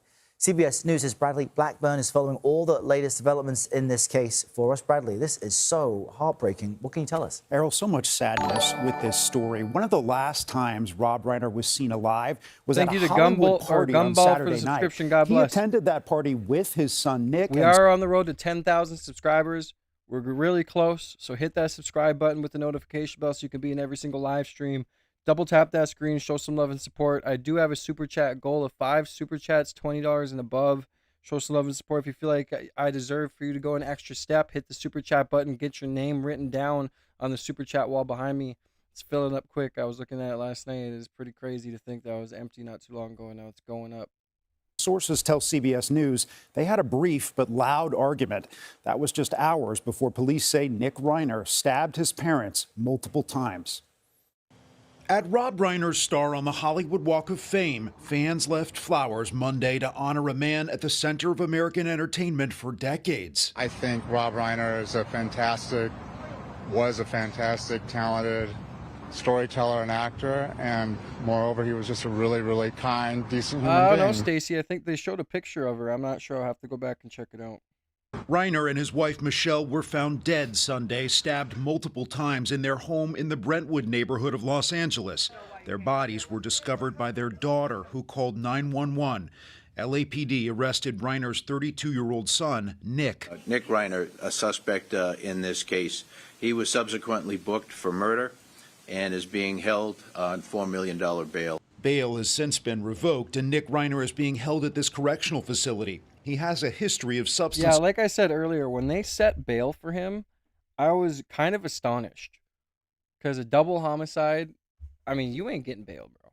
Abuse problems and stints in rehab, but appeared often with his dad, including recently at the September premiere of Spinal Tap 2. Reiner, who was known for his political activism, was also remembered in Washington. Our prayers go out to the Reiner family, the survivors, and everybody who's affected by this. But President Trump has drawn criticism for what he said after the news. Well, I wasn't a fan of his at all. He was a deranged person as far as Trump is concerned. I think President Trump should have said nothing.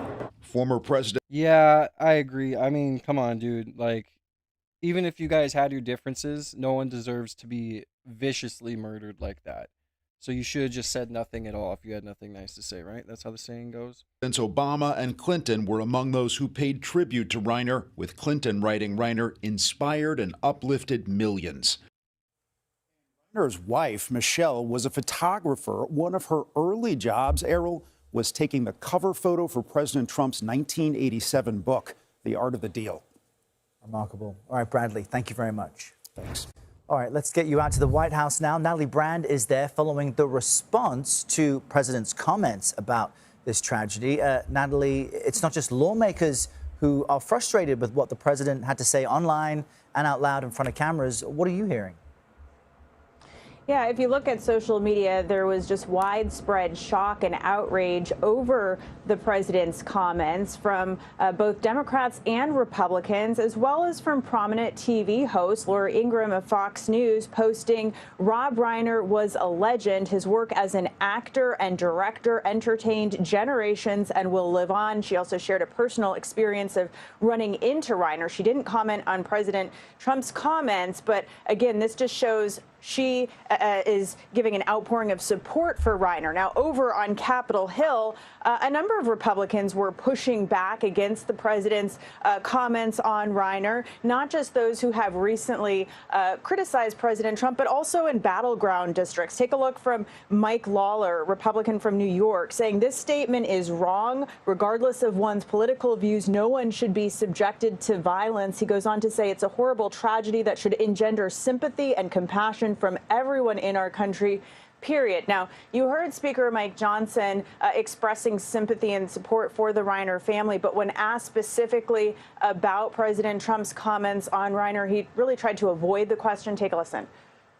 I don't do ongoing commentary about everything that's said by everybody in government every day. We are trying to bring down healthcare costs for the American people. They're very important votes, very important issues, and that's what we're focused on.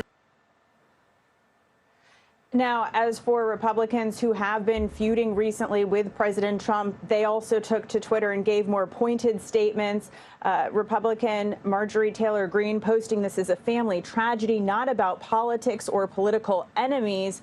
And Congressman Massey saying, regardless of how you felt about Rob Reiner, this is inappropriate and disrespectful discourse about a man who was just brutally murdered, Errol. All right, Natalie Brand with the latest from the White House for us. Yeah, I mean, when you're the president, dude, I just think that you should be held to a higher standard on what you say and how you say it. That's just how I feel. Tandy, thank you for the subscription. I appreciate you, brother or sister. I don't know. I always mess up the genders for some reason. But yeah, I mean, you should just have not said anything at all. So, you should have just said my heart goes out to his family. We didn't always see eye to eye, but no one deserves that. That's how he should have worded it. in just a few hours, the son of Rob and Michelle Reiner is due in court for his parents' murder. The famed film director and his wife were found stabbed to death in their Los Angeles home on Sunday afternoon. Their son, Nick Reiner, was arrested that same day of suspicion of murder and held on a $4 million bail. But yesterday, Nick's status was changed to no bail, and the LAPD released a statement saying he was, quote, responsible for their death.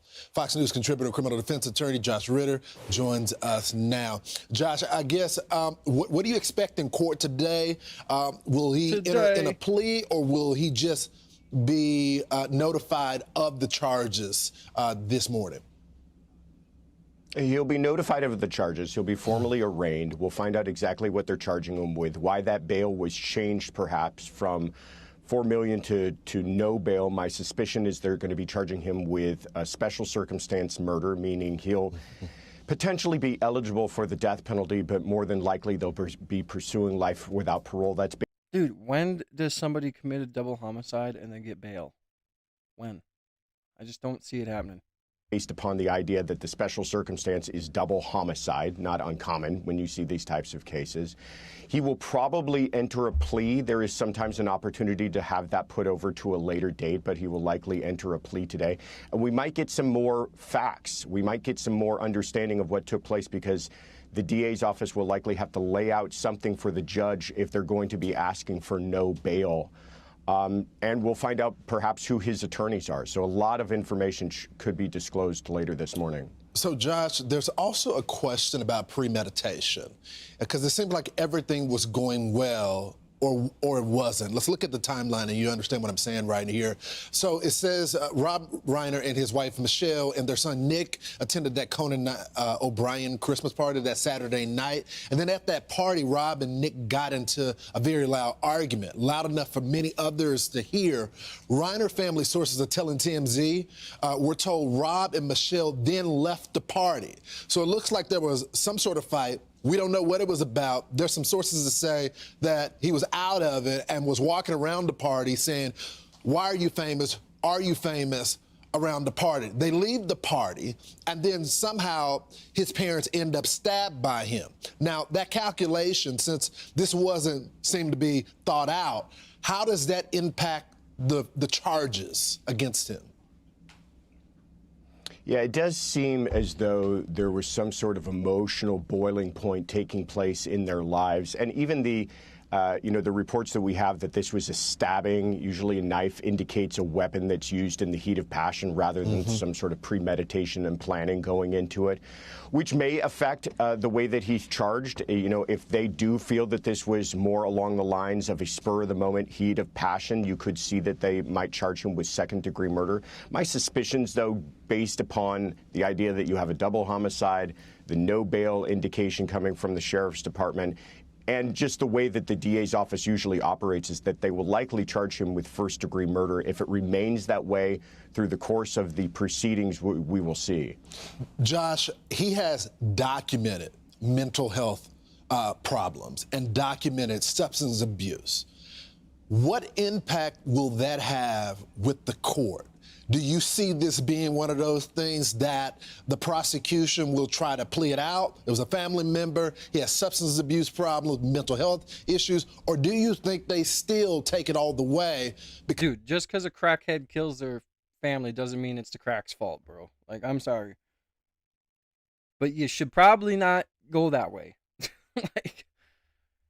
Just because there's plenty of people out there that have substance abuse problems that don't murder both their parents. Because they would make the case that he knew what he was doing at the time that he committed the act. It obviously looks like it's set up for some sort of mental health defense. I don't think we're talking about not guilty by reason of insanity, but some sort of mitigation here, perhaps even like a voluntary intoxication if he was. Hey guys, we got almost 300 people in here. Double tap that screen, y'all. Show some love and support. I hope everybody's having a fantastic day. God bless you guys. We're on the road to 10,000 subs. Make sure you hit that subscribe button, get those subs up. Show some love and support. If you feel like you want to go ahead and get your name written down on the super chat wall behind me, send through your super chats. Become a member today. Get your name written down on the banner. Still in the throes of addiction at the time that this took place. As far as the DA's office offering a plea, I don't know if that will be entirely directed by what the defense is going to say. Obviously, there's a lot of time for this to all play itself out as far as what they're really looking for. But usually in these types of cases, even when you're talking about a second-degree murder, you're still looking at life in prison, and these are usually the cases that end up going to trial. I just cannot see, given the small amount of information that we have at this point, them offering something along the lines of a manslaughter, which might give him an opportunity to get out of prison one day. I likely see this being one of those cases that goes the distance. Wow. Josh Ritter, a tragic story. Thank you so much for your wealth of knowledge this morning. Really appreciate it. Appreciate you, Darren. Thank you. I'm Steve Ducey. I'm Brian Kilmeade. And I'm Ainsley Earhart. And click here to... Yeah, sad situation, man.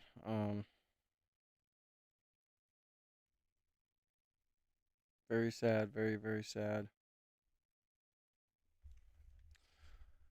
All right, I suppose.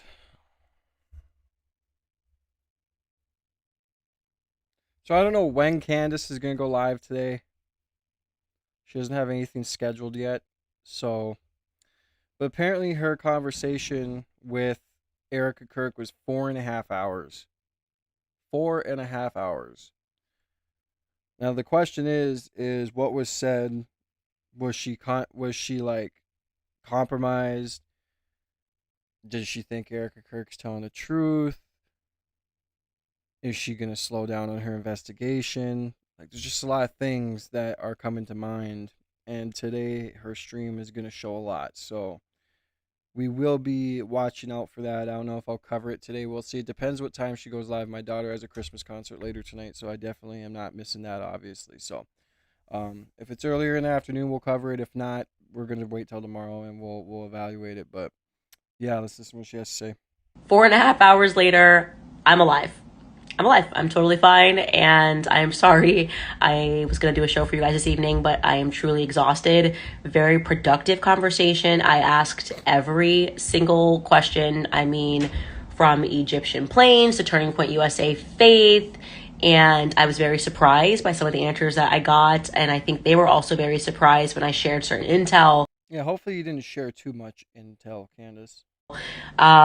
This probably should have happened a very long time ago, but I wanted to let you guys know that I am alive, and I will have the full rundown for you guys tomorrow of what transpired. And yeah, I think it was definitely a very big step in the right direction. So I'll see you guys tomorrow. Yeah, I'm curious to know where they met, how they met, what they talked about, like, and what was the energy in the room. So here's some comments.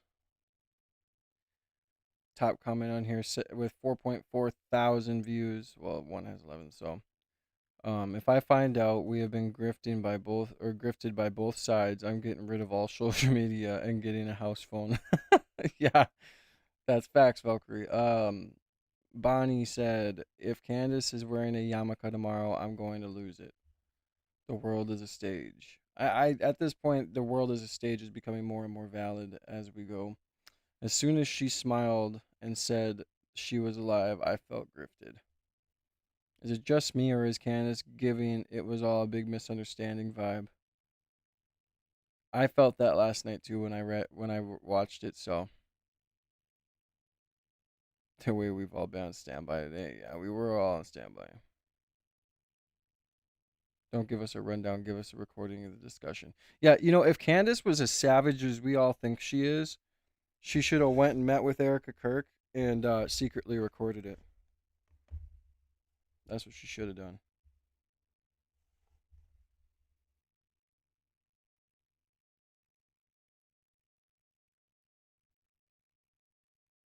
Because a lot of people thought she was going to be set up, Sherry. So she came on and said she's still out. Everyone was worried about her, I'm sure. If Candace Owens starts agreeing with the FBI narrative, it will throw gasoline on the fire. Yeah, I mean, if she doesn't keep going on with the investigation and questioning things until the truth actually comes out, she's just gonna step aside and there's gonna be a new person heading the investigation. That's just how I feel. I feel like if she stops, another person will just take over because there's too much riding on it. Like everybody is too invested. That's just how I feel. All right, let's go to Candace Owens. Oops. Twitter.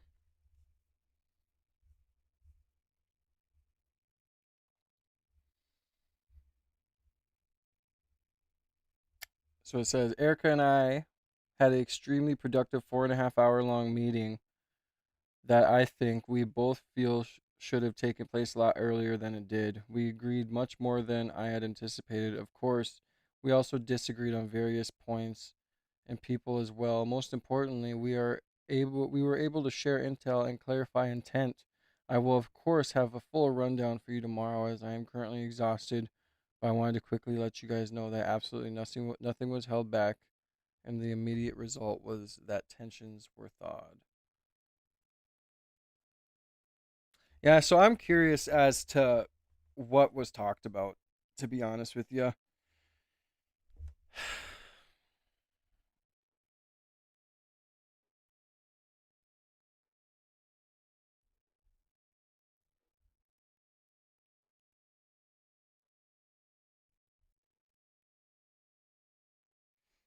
Someone said, someone goes by the name Delete Your Handler said, this isn't an update, it's a damage report wrapped in diplomacy. 4.5 hours is how long it took to stitch two single assets back together. They didn't meet to reconcile, they met to resync, to clarify the edge of the script, to reassign intent before the glitch spread too far. Intel was shared, nothing was held back, more agreement than expected. These aren't phrases from a tweet, these are phrases from a recovery protocol. You are not being told what happened, you are being told how to feel. That the tension was thawed, that the storm passed, that trust can resume. But the real question is who issued the order to seal the rift before the next act aired?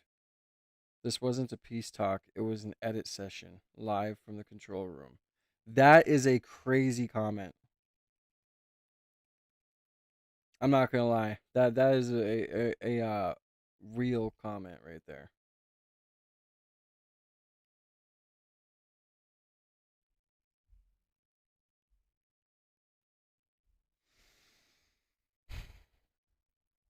That's crazy, guys. Yeah, I mean that was a true comment. I'm not gonna lie. Oh, my daughter's school bus just went by the house. We live a block away from her school, so she went to the Christmas concert or the college to practice her Christmas concert. Erika Kirk also posted. Had a very productive conversation with the real Candace Owens. More to come from the both of us. Looking forward to AmFest this week. Time to get back to work. I don't know. What do you guys think in the chat, man? I'm looking at the chat right now.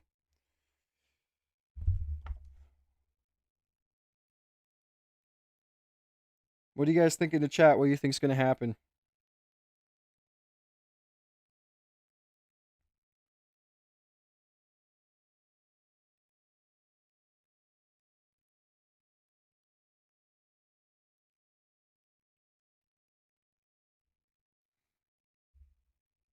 That guy's comment was pretty real. Because I'm questioning too, like, what did make them get together? Right? Because there was a picture. Hold on. I don't want something stupid on X to pop up and then I get in trouble for it. But there was a picture of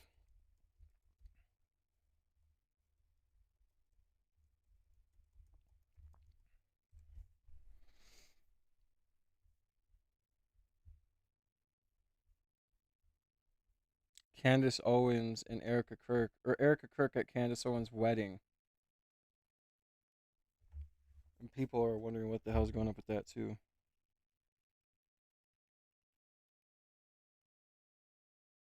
Welcome in, Rachel.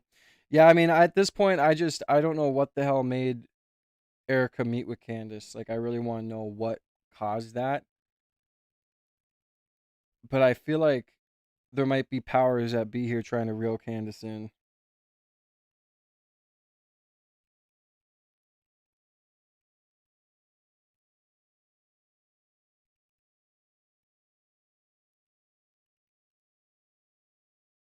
Yeah, I just feel like if Candace changes her stance, is just the truth that the world is a stage. Like, I already think that, and everybody else thinks that, but like, we're all waking up to the fact that narratives are controlled, and what we see is seen for a reason and on purpose. And the more and more the curtain lifts, the more we're just gonna push back. But I mean, I feel like there's something going on. I'll be right back. I gotta go to the bathroom.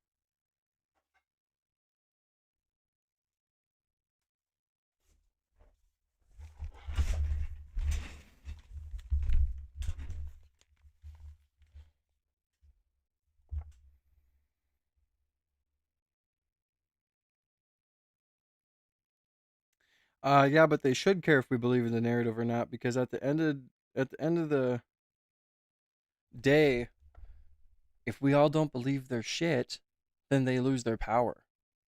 And we're starting to see it more and more. The fact that people know what more and more people are figuring out what false flags are. The more and more people are figuring out that we should not always believe the narrative. I feel as if, you know, once that happens, the power is lost, man. And once they lose their power, they're done for. Once we no longer believe them, they're done for.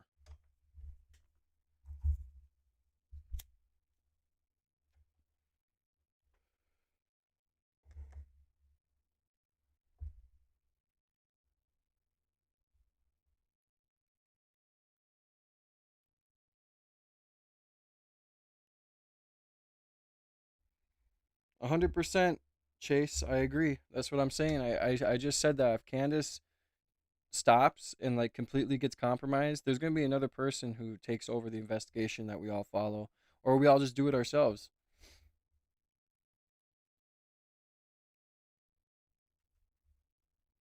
But yeah, I mean, I just don't know when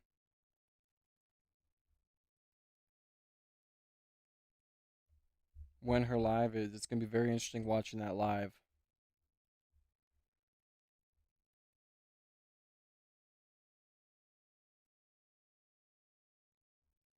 I know that everyone Oh, no. Now Ian Carroll's coming out and saying, was Charlie Kirk electrocuted? Okay, this might be a little too far, Ian. Let's hear what he has to say, though. wanted me to talk about Baron Coleman's new electrocution via microphone idea.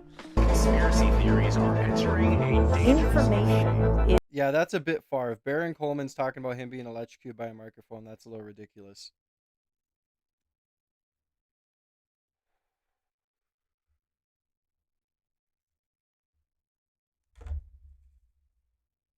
Yeah, because right now Candace Owens is like this mythical truth teller, crusading, fact checker, whatever. You know what I'm saying? She's this person who,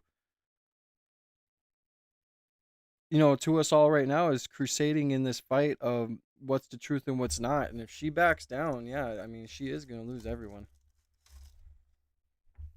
Is the oxygen change the whole and that's unfortunate. I'm really bummed that she feels that way. I'm bummed. God, I'm sorry. I hate when people put. Well, I haven't heard it yet, so I'll listen to it. But I hate when people put background music on their video like this. unless it's a certain kind of video, I understand. But when it's a video like this, why put background music like this on here? That happened. I think that when you get into the YouTube space, there's a lot of nuance to sourcing stuff and crediting people, and sometimes people's toes get stepped on, unfortunately. And I hope that there's no bad blood there. I hope that Barron can sort that out with Allie and can properly apologize if she feels slighted, whether or not that was his intention. Barron seems like an amazing guy, and I don't believe that his intention would be to steal someone's work or anything. I think there was some misunderstandings and miscommunications there. And they both were obviously contributing very thoroughly to that. That was very much like, let's not lose Allie Files' contribution to that work. But because she's a faceless account on Twitter, not a video podcaster on YouTube, it's very easy to forget. Hey guys, double tap that screen, man. Let's try and hit at least 15 likes. We just need 17 more people to double tap that screen so we can get to 50 likes. I appreciate everybody for being here. God bless you guys. The algorithm started off slow this morning. No idea why, but I appreciate everybody for pouring in and showing love and support.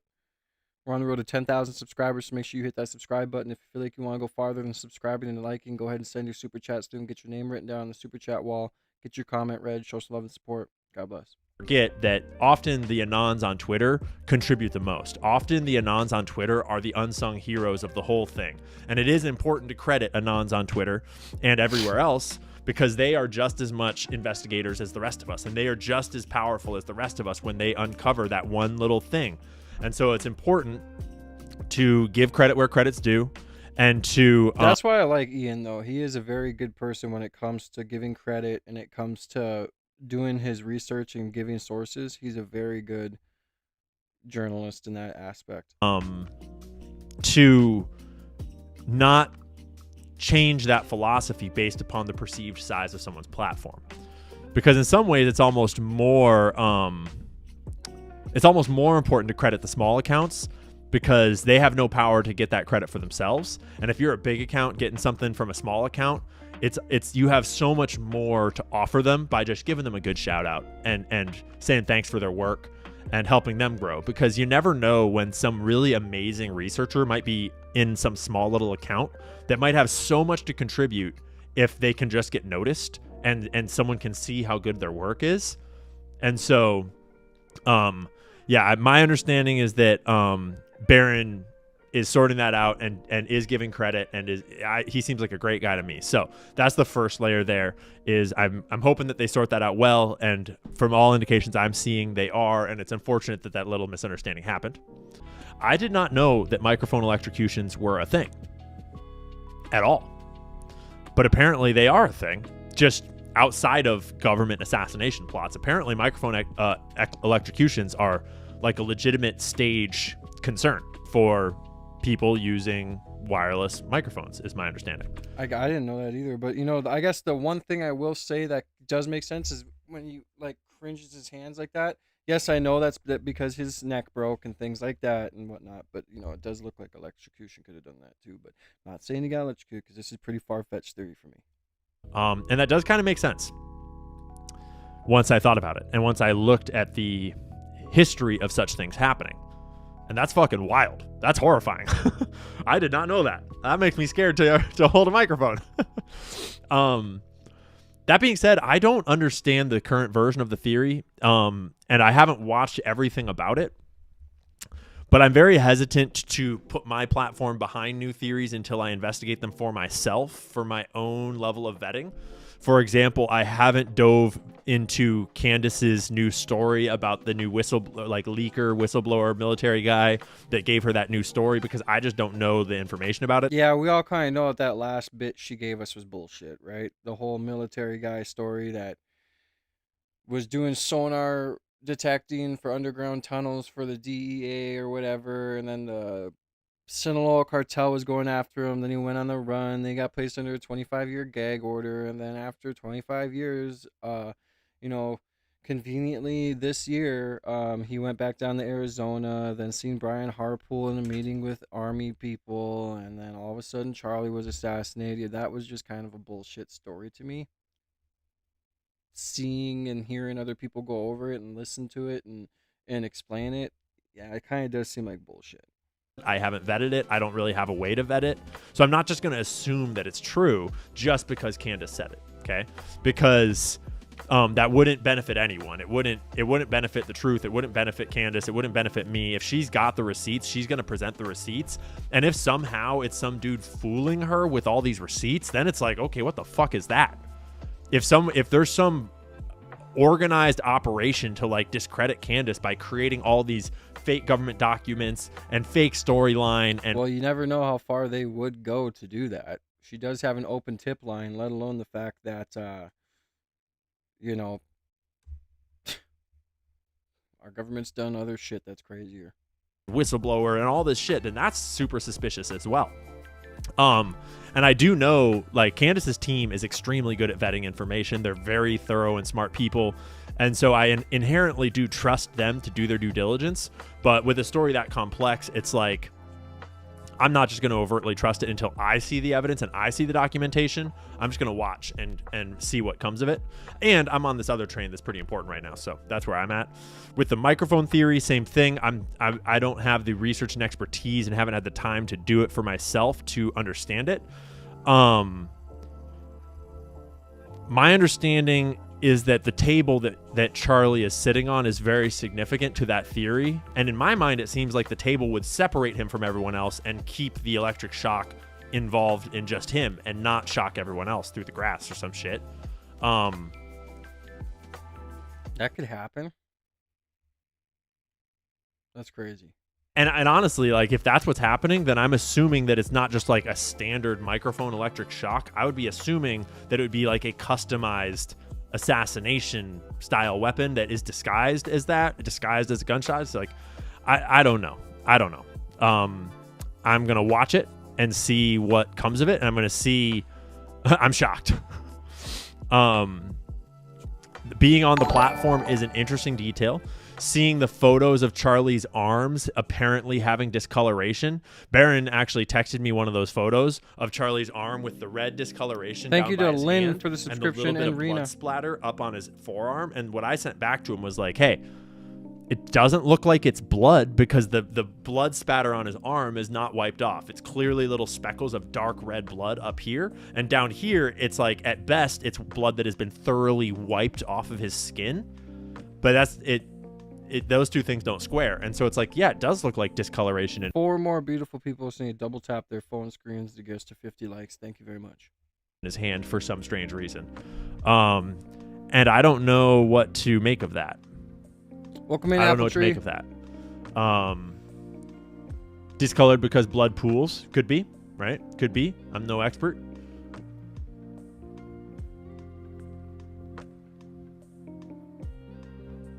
Yeah. I don't know. I don't know what to make of it. We know that there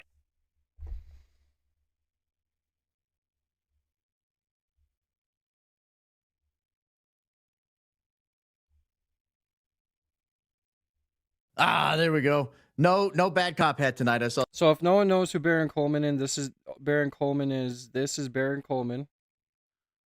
He is a person, or the person that he kind of blew up from. Wow, that's crazy. He's over 100K subs now. He blew up from doing, or kind of blowing the top off the jar of worms when it came to the Google searches that were done before Charlie Kirk's assassination in Israel.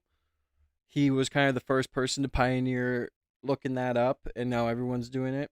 And at the time that he was recognized, especially from Ian Carroll, he was only at like 11,000 subs.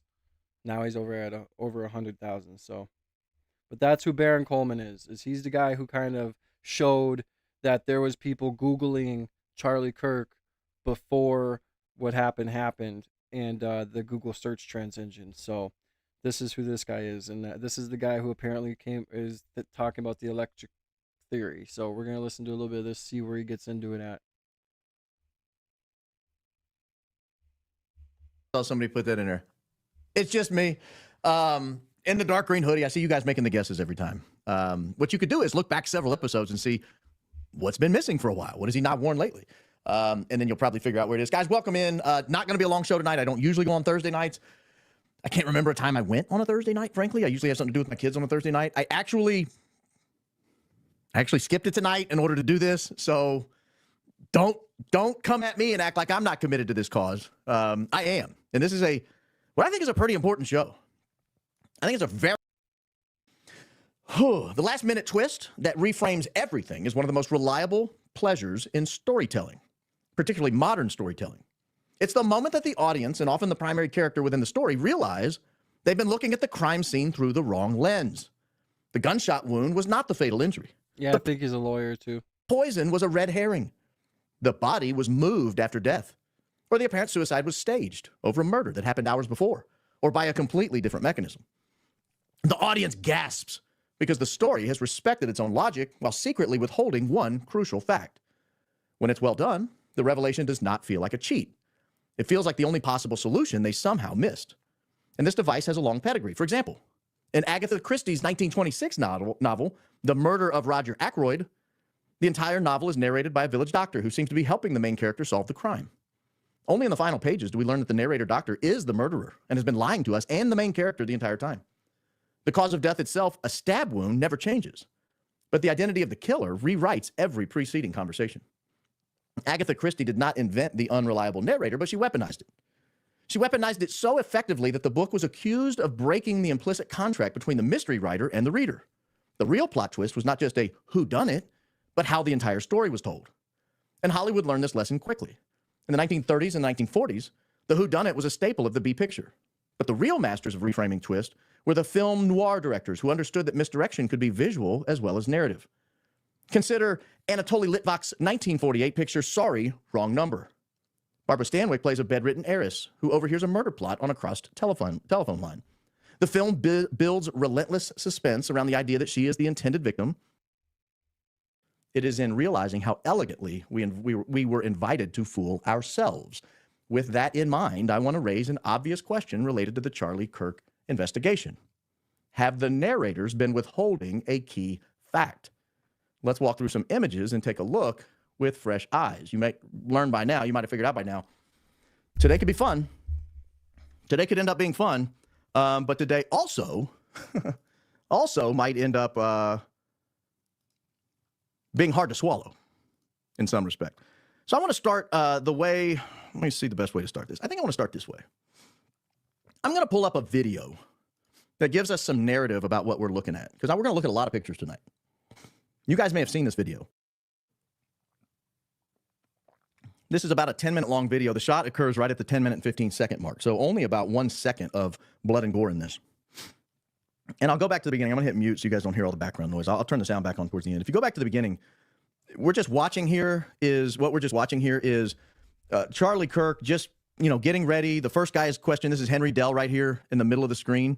You'll notice that and I want to point this out here. See the guy manning the microphone? Can we zoom in on him? Or is the screen not going to let us do that? We may not be able to do that. Let me see if I can bring it in and then zoom in on him. No, oh, there we go. See that guy right there in the red shirt manning the microphone? He was not a UVU student. He was not in the UVU TPUSA chapter. I think his name was Cooper something. He was manning the microphone. And I remember very early on, Candace made a deal about that. She said, well, this is weird. You have a non-student manning the microphone. And it turns out he worked, I think, for the Leadership Institute or something, which is, it's one of these groups that trains people to go out and work in public interest groups, right-wing public interest groups. The Heritage Foundation, TPUSA, and others. He was the guy manning the microphone. And you'll see, if you watch this whole video, he is obsessive about making sure that people don't touch the microphone. I'll give you an example right here. Henry Dell looks like he's going to readjust the microphone. This guy steps in and says, don't touch the microphone. I got it. And then he moves the microphone. This is a recurring theme in this 10 minutes and 15 seconds because Charlie Kirk will be dead at the 10-minute and 15-second mark of this. But you'll see what's happening here. And I'll just flip around a little bit. Charlie Kirk holding his microphone. He's answering questions. This guy's Henry Dell here in the middle. He's the one pumping his fist, looking around the crowd. But this microphone has a coordinate too. In the first set of questions. I think if I recall, his questions were about the Mormon faith and how it related to Christianity and Charlie's relationship with it. To give you an idea of some of the background characters, here on the far left, now out of screen, now back in screen, the guy in the short sleeve black shirt here standing up behind Charlie to Charlie's, 4 o'clock? That's Dan Flood. He's the guy that gives the arm signal. Over here on the other side of the screen, of course, texting in the white shirt and backpack, that's Mikey McCoy. That guy right there, let me pause that in case they move it again. See the guy looking down at his phone on the far right in the tan shirt? That's the chief of audio video or whatever he is. He's a contractor, but he is like the head guy for audio video from TPUSA. That's the guy, Terrell Farnsworth, who, he's dead, takes the video. I always wondered how Terrell Farnsworth was so confident Charlie Kirk had died.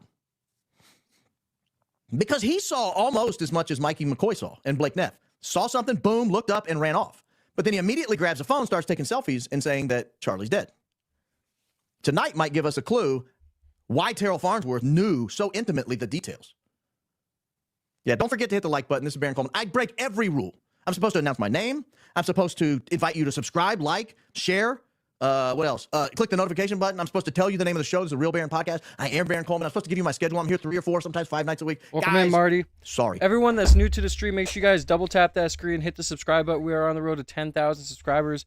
I'm not going to be on much longer. We're going to go over this video, then I'm going to get off. My back is still sore from yesterday's injection, so I'm going to go relax for a little bit before I have to get my kids from school. But I hope you guys have a good day, man, and are having a good day. It is Tuesday. A few more days till Friday. It's almost Christmas. I hope you guys are having a good time up until Christmas. What are your guys' plans for Christmas? And I hope you guys are having a good holiday season so far and staying warm. If you're down south, I'm sure it's way warmer than it is here in North Dakota. It's freaking cold. But yeah, double tap that screen, man. Get those likes up. Hit the subscribe button. We're on the road to 10,000 subscribers. If you feel as if you want to get your name on the super chat wall behind me and become a part of See Me Now history, send through your super chats. YouTube does take a brutal 30%, so use the Streamlabs link in the description so I can get the full amount if you don't want YouTube to tax it. But super chats are just fine. They're a blessing, and if you feel like I deserve your blessing, I'm very grateful for that. Thank you so much. But if you want to get your name written down on the super chat wall, send through your super chats. God bless. Thank you, commenters, for taking care of it. All right, let me get back to the meat because I don't want to be here all night. So you'll see what happens is Charlie asks, the audience asks a question. Henry Dell down here in the lower right, he'll ask a question. It flips back to Charlie. He picks up his microphone and he answers the question. And then watch what he does in between questions. So he answers the question. He talk. He puts the microphone down. So sometimes he puts the microphone down on the table, and sometimes he holds the microphone with 1 or 2 hands in his lap. It's a key fact. We're going to come back to this. The key fact. And if I had the volume on right now, what you would notice is the microphone's on the table and there is no feedback. And that's a key fact as well. We'll learn here in just a little bit. You'll also notice, and you can barely see him off to the right. I pointed out who Terrell Farnsworth is. There's a guy down here on his knees. Let me see if I can find an image where he is more visible. See the guy in the white hat that says 1776 standing right next to Terrell Farnsworth? Can I zoom that in? Yeah. That guy right there in the 1776, the white hat with the dark brim. See that? He, the entire time, just about the entire time Charlie Kirk is talking, from the moment he went on stage until the second he passed away, just about, I'd say 95+% of the time, this guy is messing with the sound controls down to Charlie Kirk's left, right at his, 9 o'clock? He's down there messing with the sound controls. And this guy, Terrell Farnsworth, his boss, is hawking him, standing right over him, hawking him. I don't know the guy's name in the 1776 shirt. So let's fast forward a little bit, and let's just get an idea of how this pattern works. Charlie answers a question. Henry Dell asks a question. Charlie answers a question. And watch what he does with the microphone. Sometimes he puts it on the table. Sometimes he holds it. See how he's holding the microphone there? He didn't put it down. He drops it in between his lap. So if you were going to try to time this, what you would do is you would wait for Charlie Kirk to finish answering a question, and if you wanted to time it just as he dropped the microphone and before he put it on the table if he was going to, you would need some way to send out a timing mechanism that we've got about 1 second or less left. And it's going to be important. I promise you this is going to be important. I'm raising issues. I don't want anyone to think for a second I'm stating with definitive reality anything tonight. What I am doing is I've gotten a lot of emails on this issue. I looked into it and I thought, holy mackerel, that's pretty compelling. And so I want to raise the issue. I haven't seen really anyone else talking about it. So I want to raise the issue and I want to hear from you guys, and I'll go through and I'll read some comments. I want to hear from you guys what you think. But let me go through and play some stuff. So let me fast forward now that you kind of got a thing. Notice as I skip around and I skip forward. Okay, I'm back here at the 0 minute mark. I've got 1776 hat leaning over messing with the controls, right? Let me just skip through. 39 second, leaning over messing with the controls. Minute 24, nowhere to be found. 212, leaning over messing with the controls. Well, there I can't see him. 309, leaning over messing with the controls. These are the sound controls. Now he's standing up talking to his boss. right next to the sound controls. Now he's leaning over messing with the sound controls at 4:02. Leaning over messing with the sound controls at 4:33. Leaning over messing with the sound controls at 4:48. 5:43, what do you think he's doing? 6:10, leaning over messing with the sound controls. 6:47, leaning over messing with the sound controls. 7:20, leaning over messing with the sound controls. 7:54, leaning over messing with the sound controls. 8:13, leaning over messing with the sound controls. 8:40, leaning over messing with the sound controls. And now I'm going to bring in the audio. And if it's too loud or too soft, you guys tell me. I'm going to bring in the audio because I want you to hear what happens. This is very curious. Very, very curious. I'm going to bring in the audio, and I want you to hear what happens. If we have to replay it, we will. I'm going to bring it in at what I think is a reasonable volume that doesn't blow me out in my ears. You guys tell me if it's too loud or too quiet. We can talk about Dan texting in a second, but I want you to focus on the sound guy right now, and I want you to focus on what we hear as Henry Dell wraps up. Henry Dell's about to finish up here. I think at the 8 minute and 48 second mark he finishes. Jewish scholar, not a Christian. Right, that's the point, is that the audience I've done wants you to run. God bless you, I love ones. Thank you so much. All right, we got a 5x, so we're good here. Okay. He's put the mic. I wonder what his security guard said to him right here. Welcome in, Cassie. Hope you're having a good day as well. God bless. Microphone down on the table. And Dan Flood has come and said something into his ears here, right? So let me back that up. I'll turn the sound back off. But he finishes up his speech here. He runs Henry Dell off. Hey, the audience had enough of you. Dan comes in to talk to him, and the microphone goes down on the table. I don't know what Dan said, but they're talking back and forth to each other. But I want to back the sound up because I want you to hear what's happened. It's something new that happens here that has not happened in the previous 8 minutes and 50 seconds, that the sound man has been messing with the sound the entire time.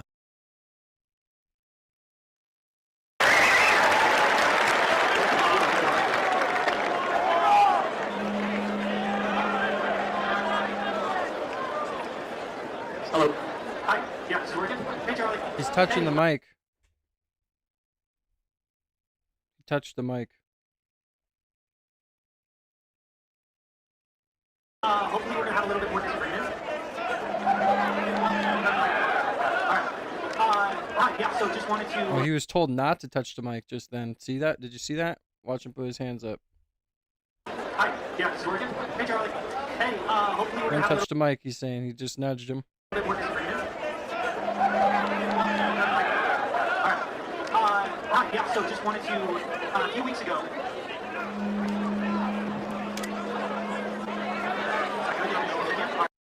Did anyone hear what was happening?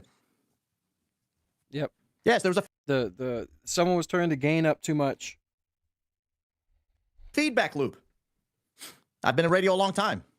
I know what causes a feedback loop. And I know what can control a feedback loop, particularly when your sound man is sitting on the machine. Charlie's mic has no reason to be up high enough to be causing feedback right now. No reason whatsoever. The only reason you would need feedback, the only reason you would get feedback if there's a volume issue. If there's a volume issue, you would get feedback. Short of that, you wouldn't have feedback. And you've got a sound guy who for 8 minutes and 48 seconds was able to control the sound without feedback. Microphone in the lap, no feedback. Microphone on the table, no feedback. All of a sudden, Hunter Kozak walks up to the steps. Hunter Kozak gets to the microphone, and all of a sudden, we've got a real feedback problem. Interesting. And what we get when we start getting the feedback is, watch the sound guy, how he signals, the sound guy that's on his knees over here on the right, how he signals to Terrell Farnsworth to tell Charlie to pick up the microphone. Watch it again. Hey, Charlie. Hey, hopefully we're going to have a little bit more disagreement. Again, even the security guard steps in this time to tell Hunter Kozak not to touch the microphone. I'm not gonna lie, that is kind of weird. Not gonna lie. I'm gonna go fill my coffee real quick. I'll be right back. Keep double tapping that screen. Hit the subscribe button. We are on the road to 10,000 subs. Show some love and support. Appreciate every single one of you guys for being here. God bless.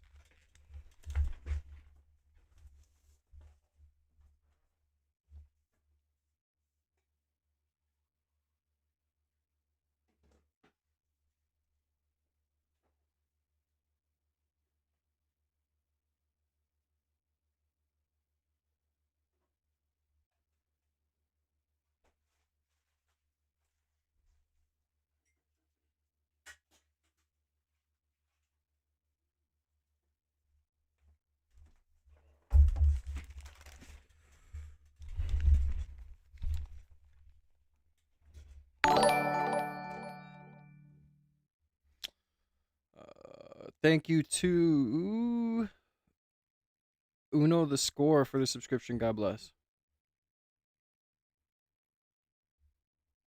Happened. So the sound guy has signaled to Terrell Farnsworth. Terrell Farnsworth is now going to come over to Charlie and say, Bud, you got to pick up the microphone. Yeah, so just wanted to, a few weeks ago.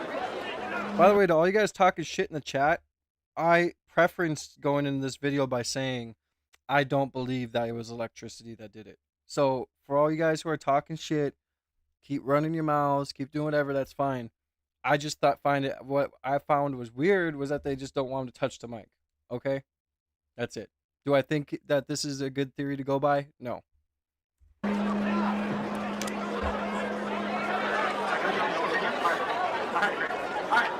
A few weeks ago, there was a transgender mass shooter, and ever since then, about 3 weeks later, the Trump DOJ said that we should start talking about. And you see over there on the right, now we're within 20 or 35 seconds of Charlie Kirk's death here. You see over there at the right, Terrell Farnsworth and the sound guy are having a real conversation. Leaning over, he even made some hand motion. I can back it up if you want to see it. I'll cut the volume so you don't have to hear it again. But he made some kind of hand motion here. And to anyone that doesn't think that it's weird that the sound guy's messing with the sound the whole time doesn't know anything about sound controls or about what it takes to run a studio like that or anything, because pretty much before this happens, the sound will already be checked. Before Charlie even hits that chair, sound will be checked. Okay? During the whole live event, messing with the sound is going to ruin the quality of the event. I'm actually surprised that Charlie didn't look over at the sound guy once he heard the feedback loop. It was like, what are you doing? Why are you messing with the sounds? Because while the event's going on, there is no reason to be goofing with the sounds the whole time. Not only are you going to ruin the event or the sounds of the event, but you're just going to make it annoying. There's no reason to be messing with the sound this whole time. Period. Unless there is something seriously wrong. Like low levels of volume or things of that nature. But like I said, typically before Charlie even hits that chair, the mic checks, everything is already ran through and done. He signals to him. They look. See that? He makes some kind of hand motion. Terrell Farnsworth stands back up, leans back down. I'll turn the sound back on for a second so you can kind of hear what we're talking about, because you'll recognize now this is where most of the clips pick up. Revoking gun rights for transgender Americans. I think you're important. This is it. Yes, right. So, do you know how many transgender Americans have been mass shooters over the last 10 years? Now, from this point forward, I don't believe he puts the microphone down. Or maybe he puts it down one time and the next time he holds it up. But that was the transgender count. How many transgenders have been shooters over the last 5 years? Too many. Do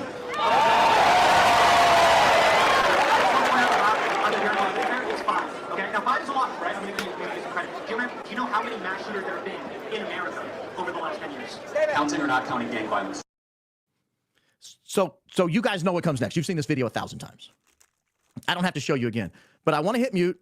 I want to back it up a little bit. Now that you know the timing, and now that you know it's important, I think, that he was holding the microphone, I want you to watch when Dan Flood gives the signal. Watch when Dan Flood gives the signal. Now that you know the timing is so important that he's holding the microphone and he keeps putting it down and picking it up, putting it down and picking it up. Or at least I'm making the suggestion, perhaps it was. So watch the timing of Dan Flood's signal. See that? He puts the signal out while he's holding the microphone. Why? And we're going to discuss that. We're going to discuss that in a second. I'm going to show you some evidence, I think. Yeah, but it doesn't seem to me that they're looking over there. Maybe this guy could be, but I think it's to it. Now, I don't want to show the gore. And there's only about half a second of it, but I don't want to show it because my kids watch this program, right? And they haven't seen it. But yeah, so when he looks left, I think we've answered the question. I wondered, and and you can't show it on YouTube, Baron. Talked about it on this program time and time and time again. Who is Dan Flood looking at before he gives the signal? He looks down, or he looks right first at Frank Turek, frankly. That's who he's looking at. I'm not accusing anybody, so shut up. I'm raising the issue that this looks awfully suspicious. Someone just made a good point. Let's watch the 941 mark here. It's 9:35. It's rolling. It's rolling. It's rolling. It's rolling. What happens at the 9:41 mark? No, that's just him wiping his brow. He's not turning on his meta glasses. I don't think that was it. I think it was just him wiping his brow. But let's just say if you wanted to explore the possibility that this microphone was important, and it was important that he was holding the microphone, you would have to signal the timing so that Charlie was holding the microphone because he kept putting it down. Okay, so let's just allow this to sort of play out through some images. You guys know what happens. I'm not gonna delete that or take that off the thing, but I'll come back to it. But I want to now look at some images. To begin with, do you guys know where that microphone is today? Is anyone aware of where that microphone is? I'll show you. That microphone was most recently at Mar-a-Lago during the $10,000 a plate dinner.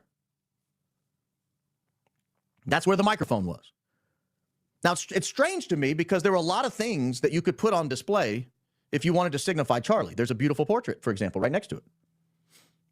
You could have his necklace that Erika Kirk held up. You could have one of the T-shirts, the Freedom T-shirts. Those have taken off. You could have one of those 47 hats. Yeah, but to be fair, having the microphone there, like, could symbolize, like, that's what he did. Like, he gave people a microphone to give a voice to people who otherwise wouldn't have it. And not only that, but it signifies his voice. It kind of is a symbol for him speaking, you know? So I will say that. But the microphone's a weird touch, I'll be honest with you. It's a weird touch. I don't think it's that weird. So that's where the microphone is today. It's in a glass case. It travels around apparently, and recently it was on display at Mar-a-Lago. I don't know precisely where it's located today. So that's question one. Where is the microphone? Now, let's ask question two. What did Charlie's hand look like holding the microphone mere seconds before the shot went off? Or the loud noise went off, we'll call it now. What did his hand look like? That's a good image of his hand there. This is from a tweet I put up today. That is what his hand looked like. Notice the hand. Look at the hand. Examine the hand. Do you see anything remarkable about the hand? I don't.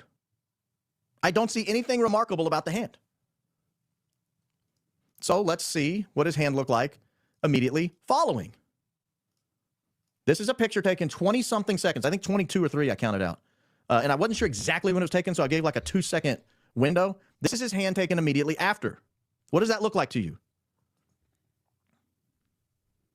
That's not blood. How do you know that's not blood, though, Baron? Like, you don't know.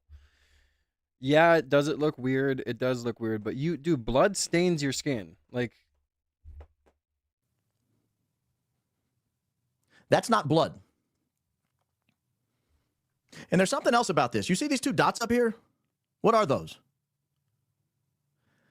For those saying bruise, he just died. Blood drops? I don't know. Look, I just don't think that the whole mic electrocation whatever theory is like plausible. I'm sorry. Like, if you're gonna assassinate someone, I don't think you're gonna like do this whole electrocution thing. Like instantly. You see how shiny that knuckle is right there? Have you ever burned your hand on the stove? Have you ever burned your hand on a pan when you reach in and grab something and you see a little shine on it and you start to rub some butter on it or you put some water over it? So that'll give you an idea of that. I'm going to show you a couple more pictures of the immediate aftermath.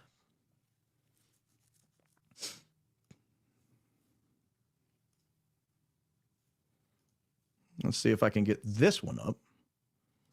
You guys may not have seen this one. Apple tree. So Grok said he was electrocuted. But even then, like, I don't trust AI that much either.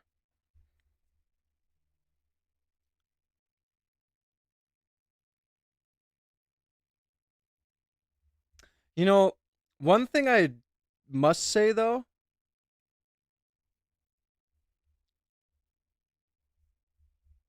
hold on.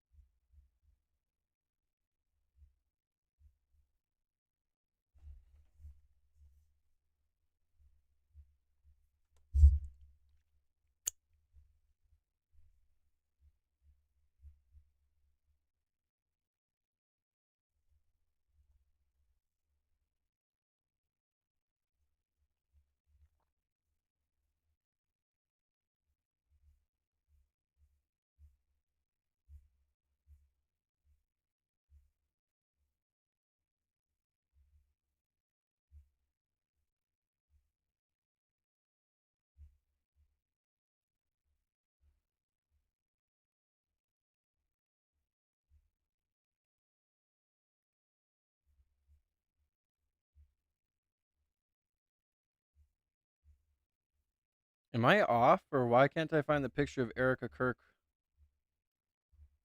posting the picture with Charlie's hands here?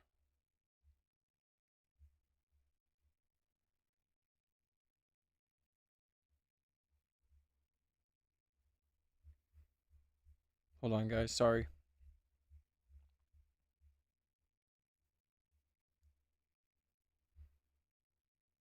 Did she delete it?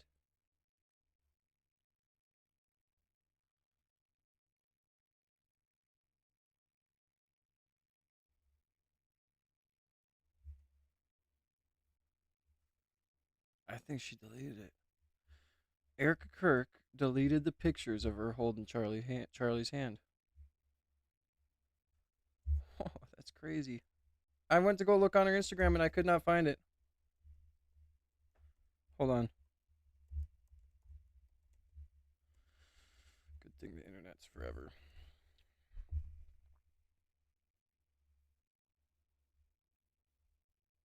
Okay. So, I think if that's the case, then there's makeup on this guy's hand. Because you want to know what I found was odd too? Like, look at this discoloration over here. You know what I mean? And not only that, they had to have put makeup on his hands or something because he looks pretty discolored. And if he was in the casket, he would have been even more discolored at this point. But yeah, I mean, definitely makeup was put on his hands, if that's the case. I mean, if that to discount this theory, they would say, well, Erika took pictures with his hands in the casket. They didn't look discolored, did they? I could see that, but I don't know. That just popped into my mind.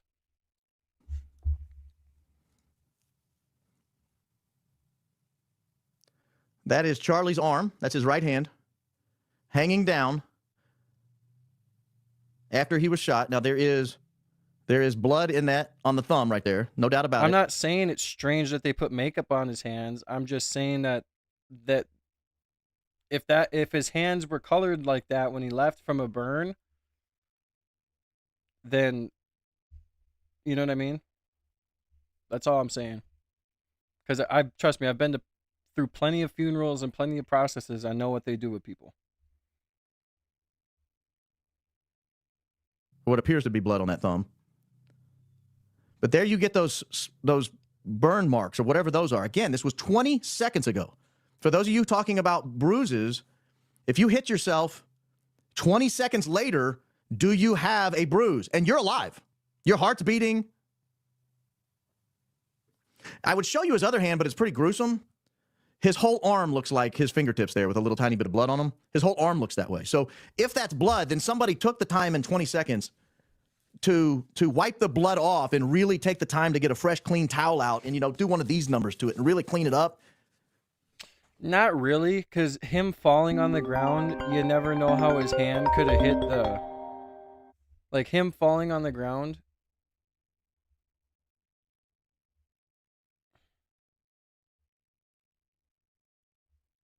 Oh, what the fuck? Him falling on the ground, you never know what could have wiped off his hands,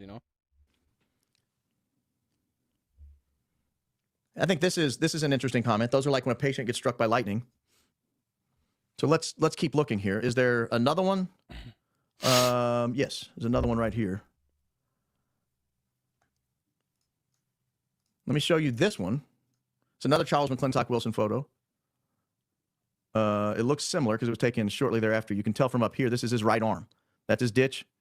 That's his armpit down here. That's his shoulder. That's that two weird things there. Dude, those could just be moles though, bro. And that is the same type of structure there. So that's his right arm. What does his left arm look like? What does his left arm look like? We're going to look at his left arm now for a second. Because I think it's important to see both hands.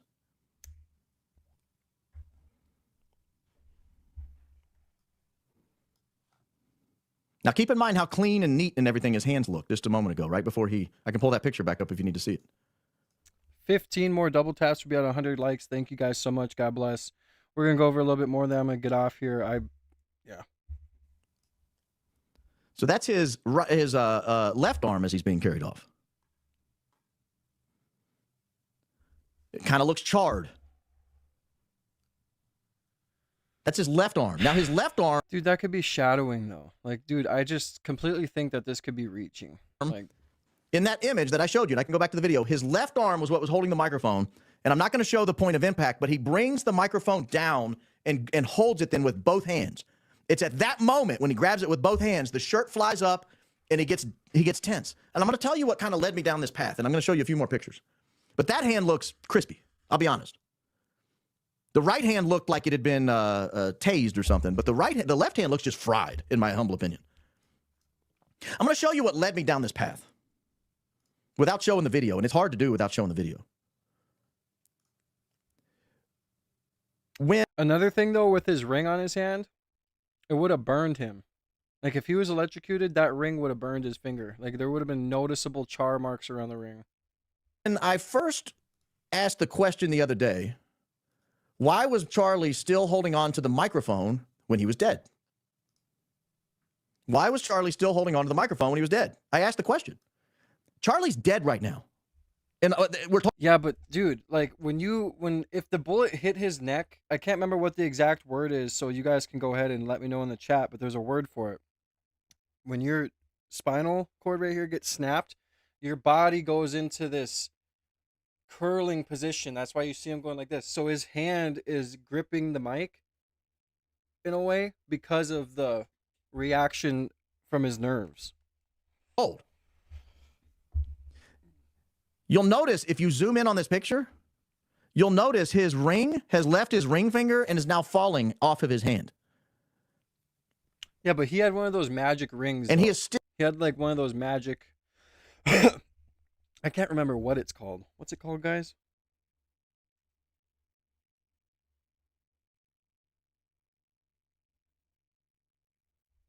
He had like a ring gripping the microphone.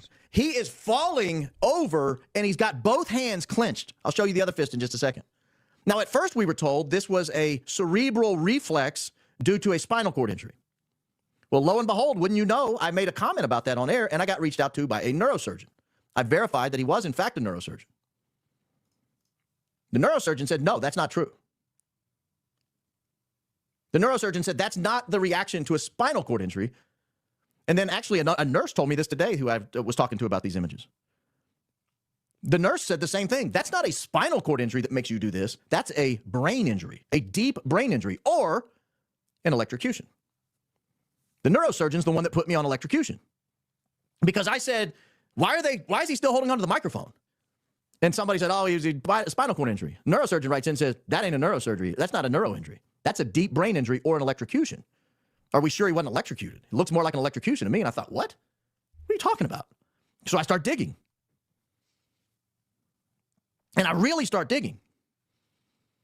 And I'll show you one more showing the clenched fists. Thank you to Stephen Nolan for the subscription. God bless you. On the road to 10K, guys. Keep subbing up, double tapping that screen. Almost 200 likes. I appreciate you guys. We're on the road to 10K subs. If you guys want to get your name written down on the super chat wall before I get off the stream, send through your super chat. Show some love and support. One more showing the clenched fist. I'm not blaming anybody. Stop it. Stop it in the comments. There are your clenched fists.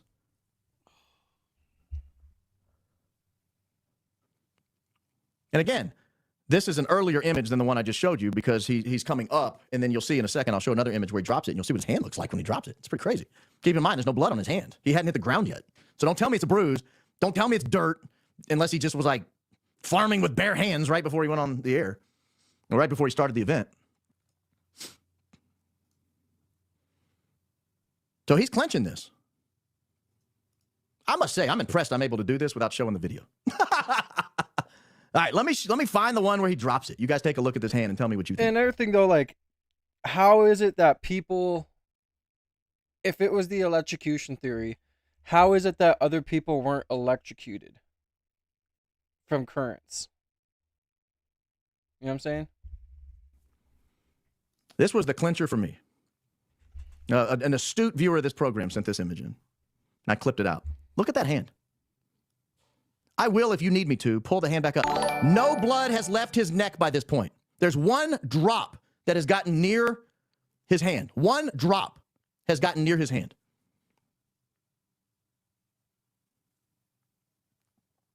That hand is fried.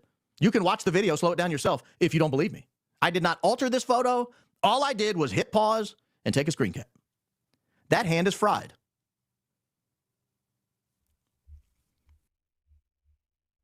Thank you to Bobby Adamo for the subscription. God bless. That's not bruising. The event just happened a second and a half ago. That's not a bruise. That's not blood. 17 more people need to hit subscribe. We'll be at 9,100 subscriptions. Thank you so much. I appreciate every single one of you guys. No blood has left the neck. You can pause the video and see when he drops the mic yourself. There's no blood anywhere near his hand when he drops the mic and his hand opens up. Look at that hand. What is going on in that hand? Yeah, this one does look a bit charred. I'm not going to lie. Yeah. Have you wondered why his hands looked like that in the casket? Have you thought about that? You guys have seen dead people. You guys have been to funerals. Have you ever seen a hand that looked like a mannequin? Look at that hand. Yeah, but again, they painted over it, so I don't know why he's bringing up the casket picture or whatever. Because they painted, or they airbrushed them, or make-upped them over. But I must say, this is the hand that was holding the mic. And there is marks right here. So either those marks were so dark that makeup couldn't cover them up, or something.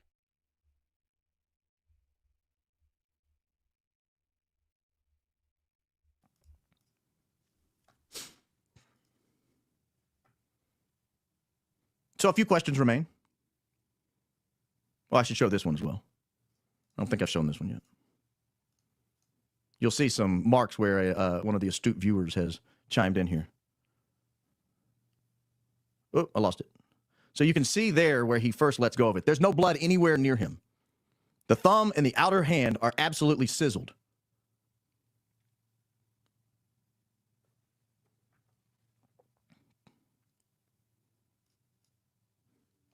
Now, knowing this, let's go back and watch this video again, just a little bit of this video. I want you to watch what's happening around the sound, around Dan, now that we have some context. Yes, that was his ring that was broken off his hand. Now that we have context, let's go look again from the time Henry Dell leaves. Someone said turn on slow mode. I can do that real fast. Give me just a second. Is it bad in there? Hold, please.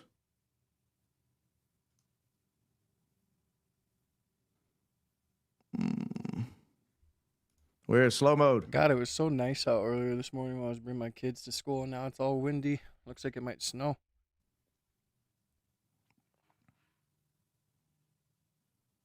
I'll have to let you guys hash it out. Guys, don't spam. Just comment every 30 seconds or so. Because now I got to go through and try to figure out where slow mode is. I want to go through and play the video now. Now that... I can't figure it out. You guys fend for yourselves over there. I want to go play the video now. And then I want to go harken back about 10 weeks in this program, and I want to show you something we covered. But I want to go play this video again real quick, if I can find it now that I tried to turn on slow mode. And now I want you to watch with fresh eyes what... Oops, sorry. Because now I got to go through and try to figure out where slow mode is. I want to go through and play the video now. Now that... I can't figure it out. You guys fend for yourselves over there. I want to go play the video now. And then I want to go harken back about 10 weeks in this program, and I want to show you something we covered. But I want to go play this video again real quick, if I can find it now that I tried to turn on slow mode. And now I want you to watch with fresh eyes what all is happening with the sound guy, with the security guy, with the supervisor of the sound guy, while we are... hold on. Why am I not getting this as an option? There it is. Now I want you to watch what all's going on with fresh eyes. I will turn the sound on and I will turn myself off. Bro, I'm sorry. I got to take off an earbud. Holy shit, that's loud. I'm bragging about snow. I am not bragging, okay? I love snow. I love this time of year, but once it gets to be like negative 10 degrees out, negative 20 degrees out, I am not in love with it anymore, okay?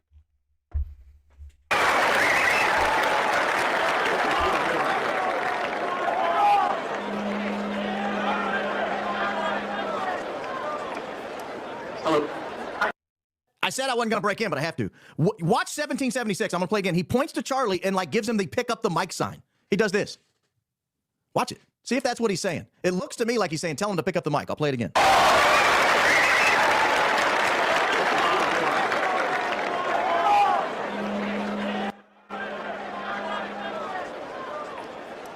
There it was. Hi. Yeah, this is working. Hey, Charlie. Hey, hopefully we're going to have a little bit more disagreement. Hi, yeah, so just wanted to, a few weeks ago.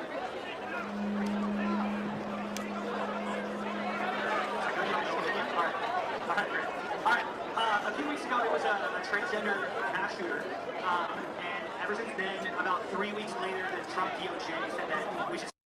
Pay attention to how he picks up the mic and puts it down, and watch the timing with Dan Flood as he does it.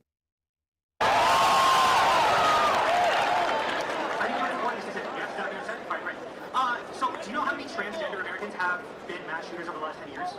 Too many. It's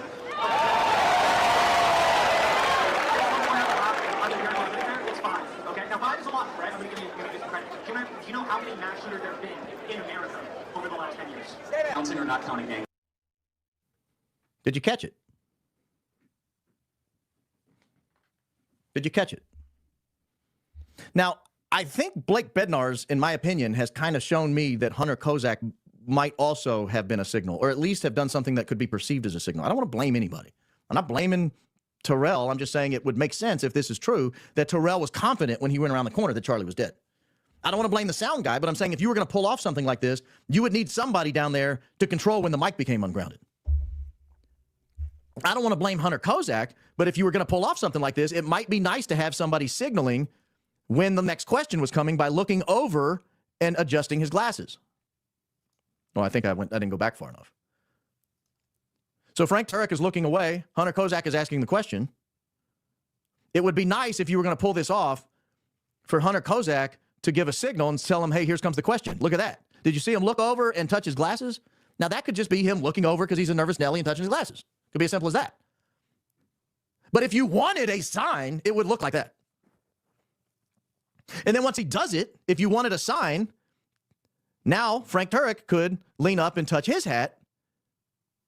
And then Dan Flood could see that, and he could step forward and give his sign as Charlie picks up the microphone. Again.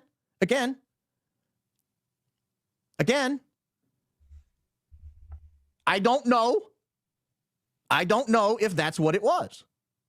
I'm not saying these people are guilty. I'm saying, in my opinion, this looks a lot more to me now, having looked at this, and I will ask you, and I'll go through some of your questions here in a second. This looks a lot more to me like an electrocution. It looks to me like an electrocution. I have asked an AV guy, a friend of mine who does audio video for like stadiums where they do the Super Bowl. I mean, big time places. He sends me pictures all the time from, I don't want to name the fields, but NFL stadiums and NBA stadiums. Here I am doing this, here I am doing that. He understands this industry. I asked him point blank, could that microphone electrocute you to death? And he said, yes. He said, if that microphone wasn't grounded and you were holding on to it, yes. Now, the signal would make more sense now, wouldn't it? Dan Flood's signal would make more sense at this point. I'll get to the next blood in a second.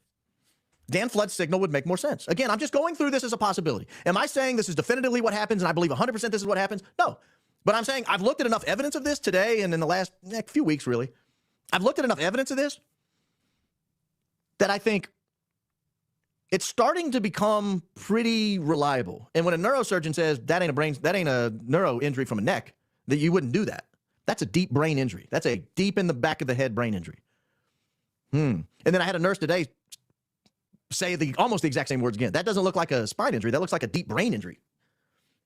And we're told there's no entrance or exit wound out of the back of the head. So where's the deep brain injury? Well, there isn't one. But now Dan Flood's signal made more sense to me, if this is true. I don't know if this is true, but if so, what Dan Flood is doing makes more sense to me. I mean, once the trial comes out, they're going to have to show the autopsy. I mean, they're going to have to talk about the autopsy. So I guess we'll find then. It makes more sense to me. Because now you have to coordinate multiple things at once. First, you have to coordinate lifting the ground on the mic. You have to coordinate lifting the ground on the mic while he's holding it. It can't be on the table. 2, you have to coordinate the loud sound mimicking a gunshot. Has to come from somewhere, or else it's pretty obvious what happened. If there's no loud boom, if there's no gunshot sound, if there's no somebody not running off a roof, then it becomes pretty obvious that he was electrocuted. But okay, if he was electrocuted, why is there a hole in his neck?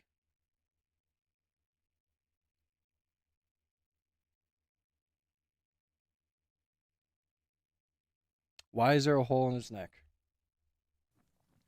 And the final thing you have to coordinate is some sort of activity simulating a gunshot, either in his shirt or exterior into his neck. Now, I don't know how that happened because I have not solved this case.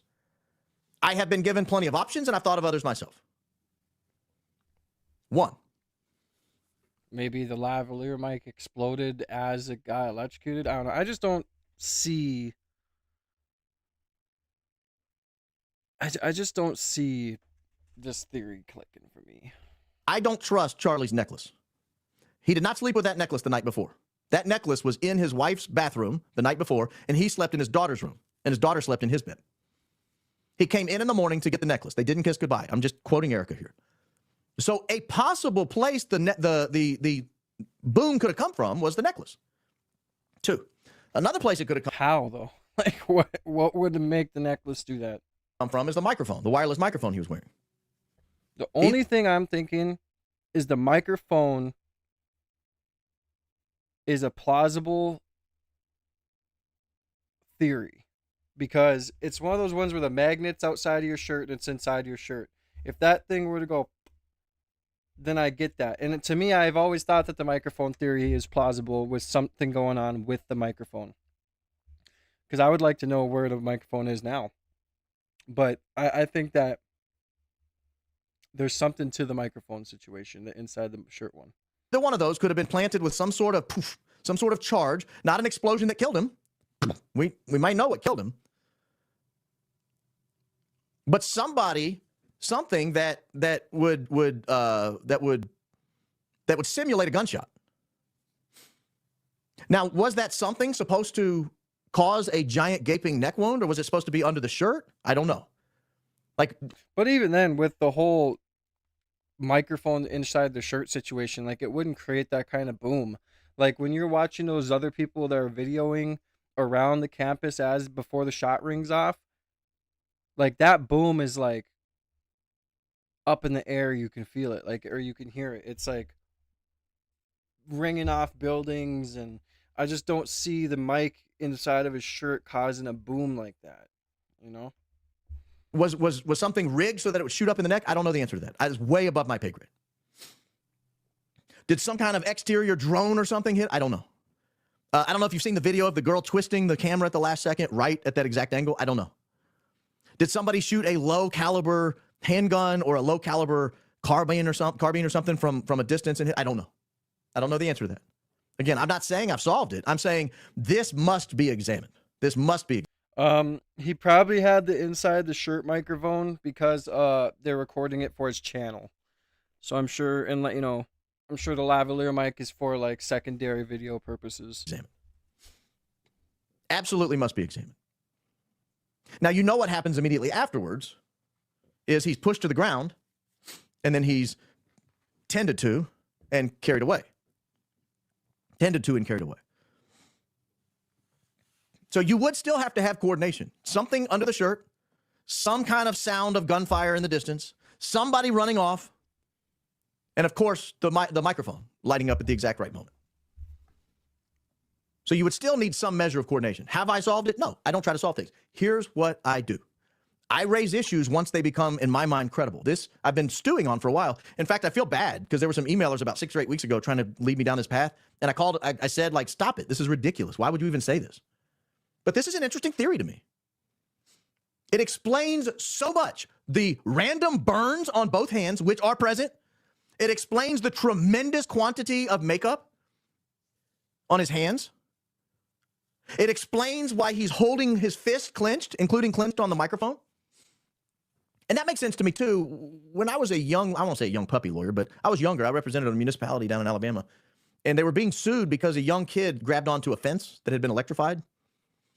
And long story of why the city was responsible, but ultimately they settled the case and gave the kid millions of dollars, but he was dead. They gave his family millions of dollars. But I listened to the expert, and the expert said, when you grab onto something electrified, you're dead.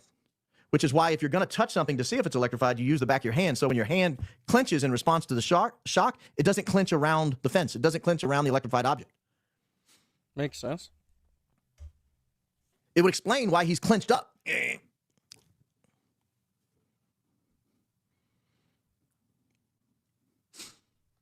So that's... And his face, too, like, I'll play devil's advocate. His face did go, like make a funny face, you know? So... That.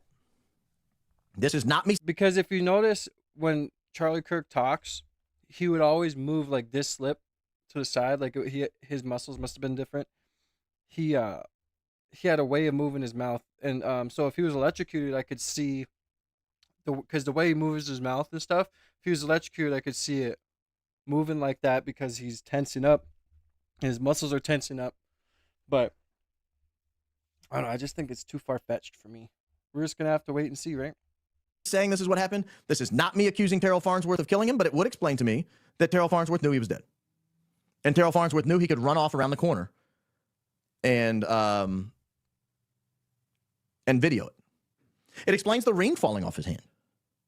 Better than getting shot in the neck. I mean, why would your ring fall off the hand if you got shot in the neck? That doesn't make any sense. But why would the ring fall off of his hand if he was electrocuted as well? You know? Explains the need for the coordination. It explains the feedback shortly before the last questioner.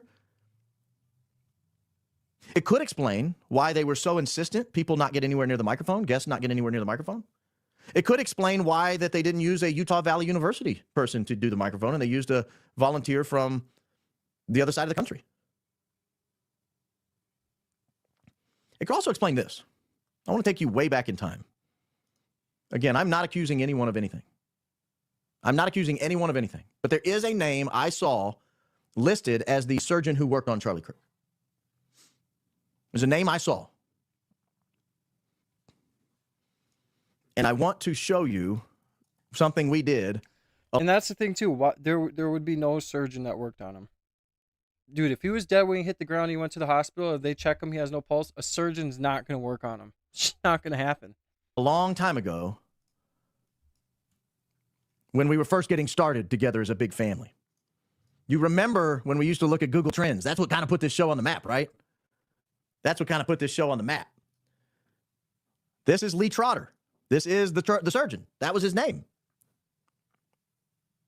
And this was the searches from Israel. Now, does that mean Israel was involved? No. It just means these searches exist in Google's database. I don't know why they were there. It means they were sent around July 4th of this year and around April 18th of this year. That's all it means. But I would suggest if you were going to try to cover up something like this, you would have to have a surgeon on your side. You would have to have the doctor on your side. I don't know if this is true. I don't know if this is what happened. Thank you so much to Chief 117.0. Let me get your name written down on the wall. Thank you for the $5 super chat, man. God bless you. You say, or he said, you can see them handing things off when they are treating or quote unquote treating Charlie. Yeah, I seen that too. It's so hard to tell what they're handing off because things are so grainy. Some people are saying they grabbed his phone. Some people are saying that they grabbed his phone, which is plausible because if he was texting people the night before, they feels like people are going to kill him. They might want his phone so they can get rid of evidence. But yeah, I mean, the whole freaking Brian Poole or what the hell is his name? the guy who Sean Ryan interviewed, Brian Poole, I think is his name is, his head or chief of security. When he said that they were treating him, that was bullshit. Because he initially said that he packed his neck or whatever, and then they carried him to the car. That's bullshit. They were handing things around, and it was weird. Like, the whole situation was so coordinated, it was fucking weird. And I would really like to know what they're handing off to. I wish they had better cameras around so we can zoom in more. We could get different angles of when it happened, so we could see more. Because that is very true. They were handing things around, and what was it? None of us know, and I wish we did. I'm gonna get your name written down on the donor wall, brother. Let me find my marker quick. I always lose my damn markers. Here it is, Chief 110 or 117.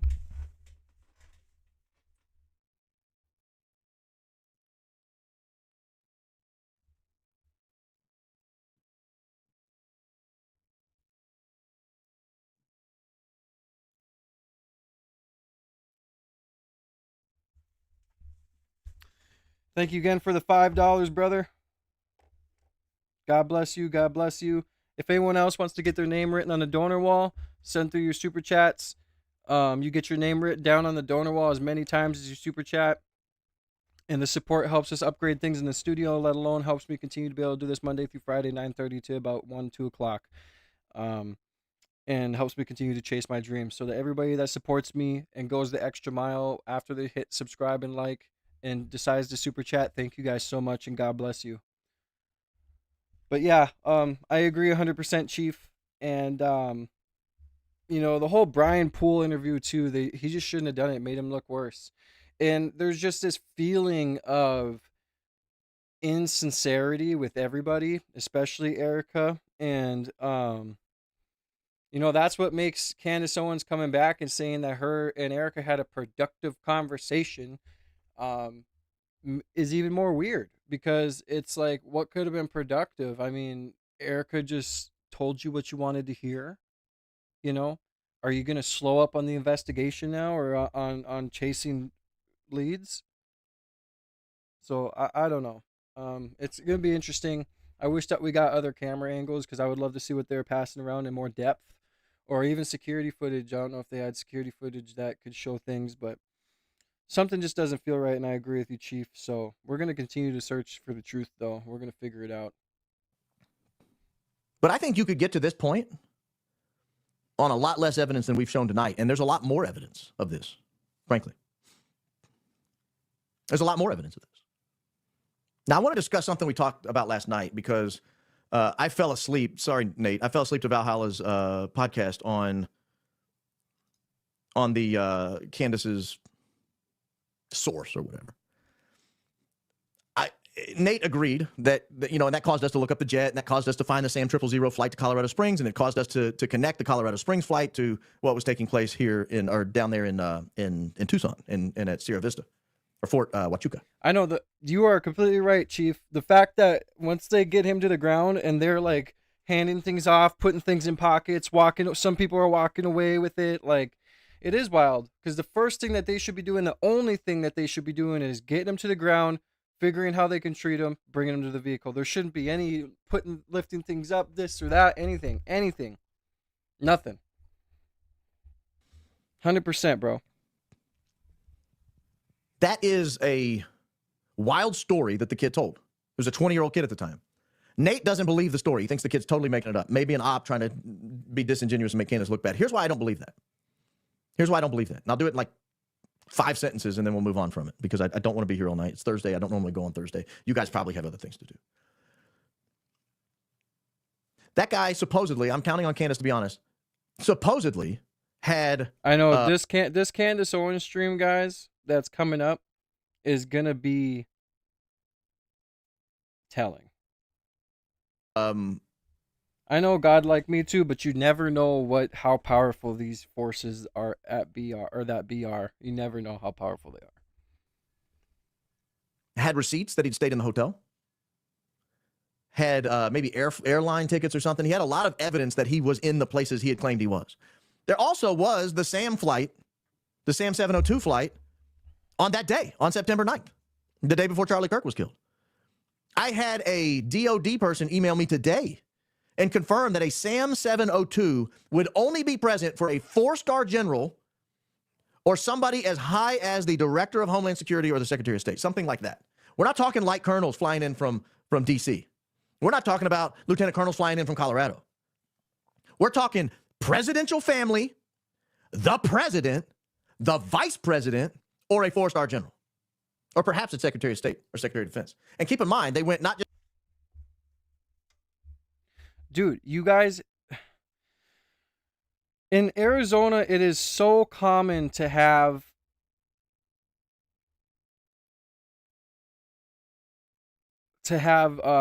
all those people there, like Valhalla's VST said, because it's a training site.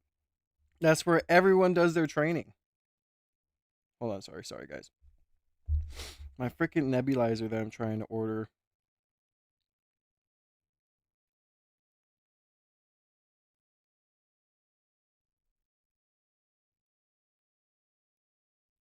There we go. All right, my bad, guys.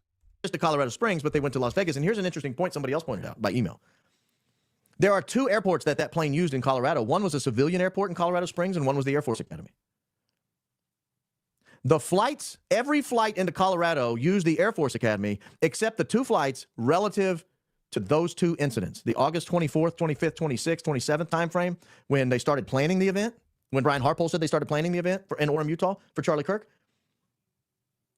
And the only other time they used the civilian airport was when they flew into Colorado and then down to Tucson and then over to Fort Huachuca. The only other time. Other than that, they used the Air Force Academy. So why the need to why the need to land at a civilian airport with a 4-star general or higher? So I just want to raise these issues. I just wanted to be here with you. I was going through this. I've been coming along. I've had several emailers. I don't know that they want to be named, or I would name them. I'm not trying to hide their names. I don't know whether they want to be named. If they do, maybe I'll come on next show we do, and we'll talk about it and get their thoughts as well. But I wanted to come on as a family and say, hey, listen, what does this look like to you? So I want to ask you, I'm going to come in now and look at some chats, and I want to ask, what does this look like to you? So let's go through these here real quickly. It's become a new nightly routine. Watch Candace, then you explain everything. Thank you. I appreciate that, Christy. Appreciate that a lot. May God walk with you. They're coming for everyone. That is true. Thank you to and yes, Evelyn for the subscription. God become bless. One of my favorite podcasters. Keep up. I will be getting off here shortly, so if you guys want to send through your super chats and support your boy and get your name written on the donor wall, send them through now. Make sure you hit the subscribe button. We're on the road to 10K subs, man. God bless everybody. Let's see how many subs we're at right now. We just need 12 more people to hit subscribe. We will be at 9,100. Great work, Obax. Thank you. Thank you. Legally, is EK an actual victim that makes the prosecutor able to share case info? Yeah, I think legally they could. It's a little unusual, I think, in my experience. I've been around. I thought it was completely weird when they called Erika the main victim. Like, what about Charlie's family? We haven't heard anything about his family or even got indicated anything. Prosecutions before. And it's rare that they share everything they have with the family, but I don't know that there's some requirement that they don't. But I would say this, it's a little unusual, I would think. But I don't know their practice, and I don't know. Other people may disagree. Charlie's parents have any thoughts, opinions about any of it? I don't know if they're public figures. Yeah, they were at the I don't know. Maybe I misunderstood what you said or something. Funeral, or they were at the memorial. But I don't know. Apparently, they were private people. You should have more viewers. I just watched your take on the 822 Rob McCoy's sermon. Absolutely amazing. Hysterical, too. I do plan to share it. By all means, Elena, share on. And I agree with you. We should have more viewers. I'm having fun. I hope you are. Thanks for the extra night and continuing the progress towards solving the mystery. Yes, this is an extra night of podcasting. Thank my family. They have allowed me to not only do this in the evenings, but prepare in the time before this and the night before and everything else. So, yeah, I agree.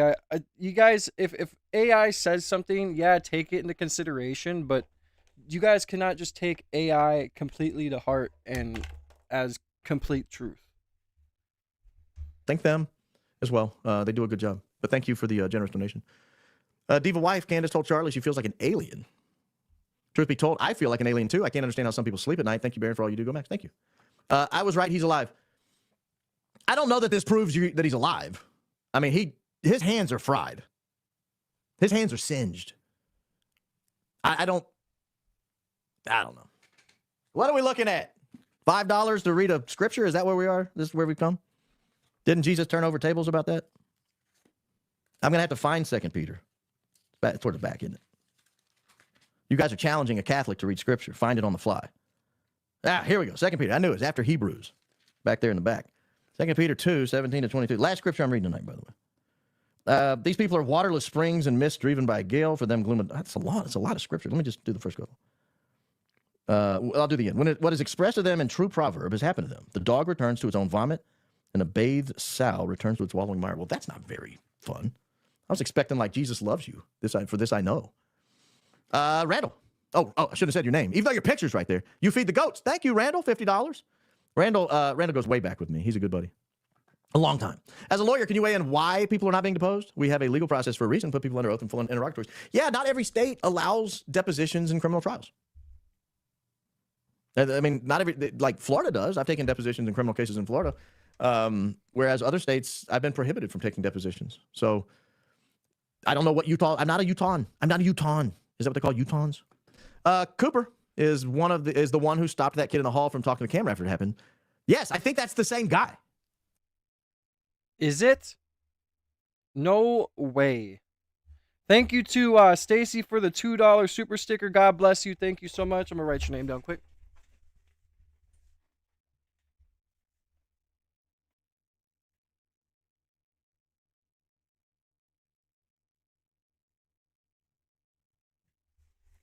Thank you so much, girl. I hope you're having a good day. God bless you. Thank you for the blessing. God bless. Bless, bless, bless. Where did I put that? I want to make sure I put it out at least. Thank you so much for a super sticker. I almost said stupor.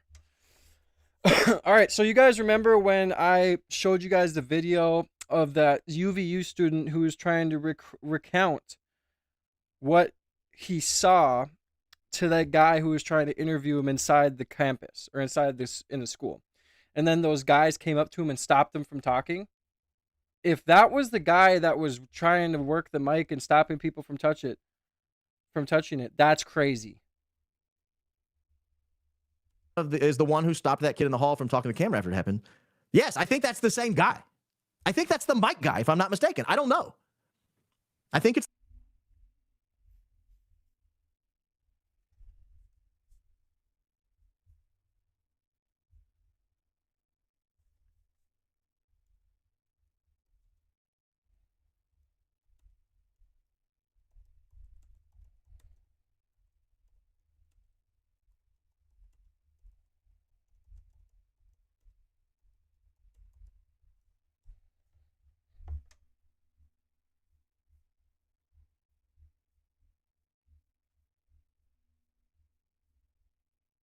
Okay, guys, give me a second. I don't want freaking YouTube or Twitter to show something stupid, so give me a second.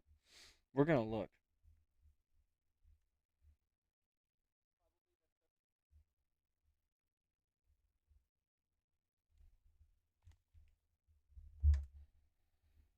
Third row in the bottom. I saw hit. I heard the shot ring out. I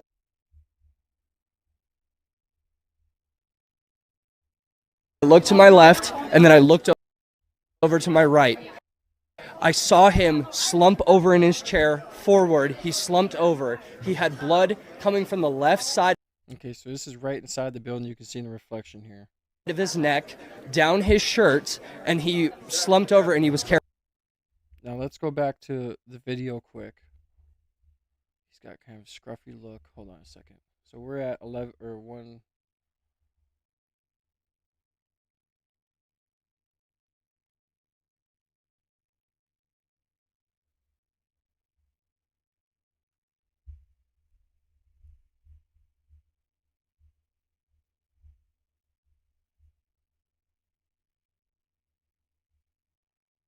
you start getting the feedback is and said something into his ears here, right? So let me back his head enough for you. Dan comes in to talk to him and the microphone. Flood is. You guys, if we have messing, hey, leaning. What do you think he's 33 trolls? Now trolls.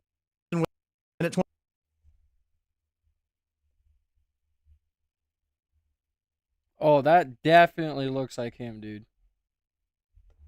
Wow, that's a good observation, dude. Yeah, that is definitely him. carried off. Steph, we're not doing it. I'm sorry. That's him, dude.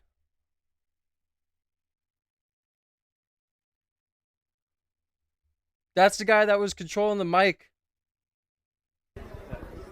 Get off me. The guy who was controlling the mic that people were asking questions on. That's the guy. Get off me.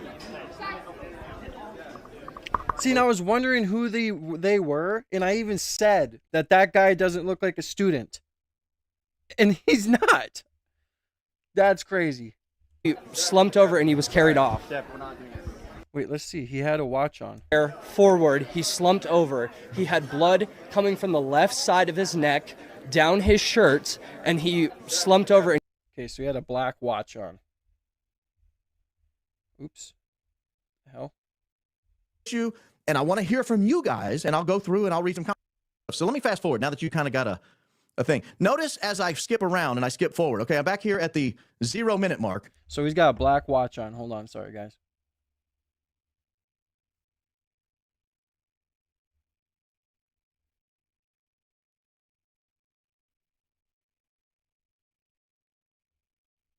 Got a real feedback problem.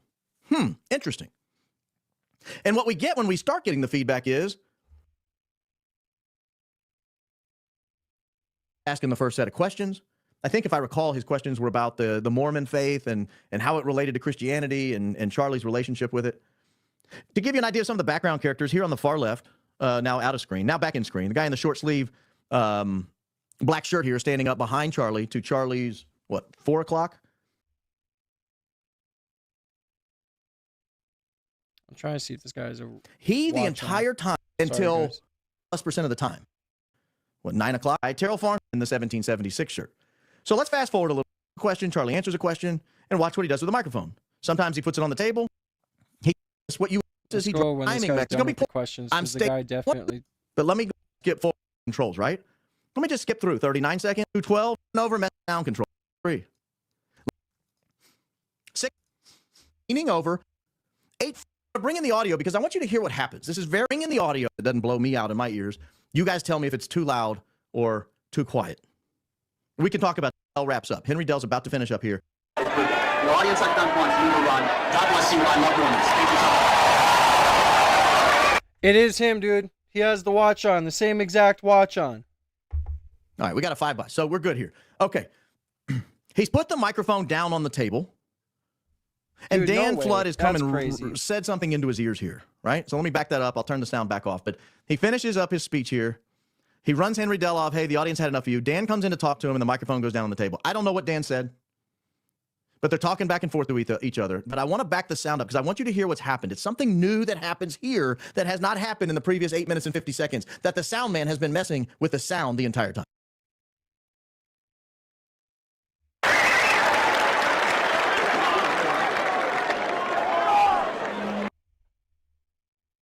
Dude, that's him. Yep, that's him, dude.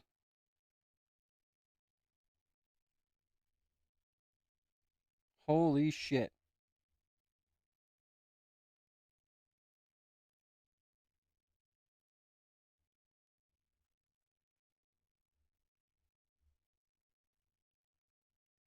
That's him. So the same guy that was working this microphone shut that kid up when he was trying to recount what he saw. That's crazy.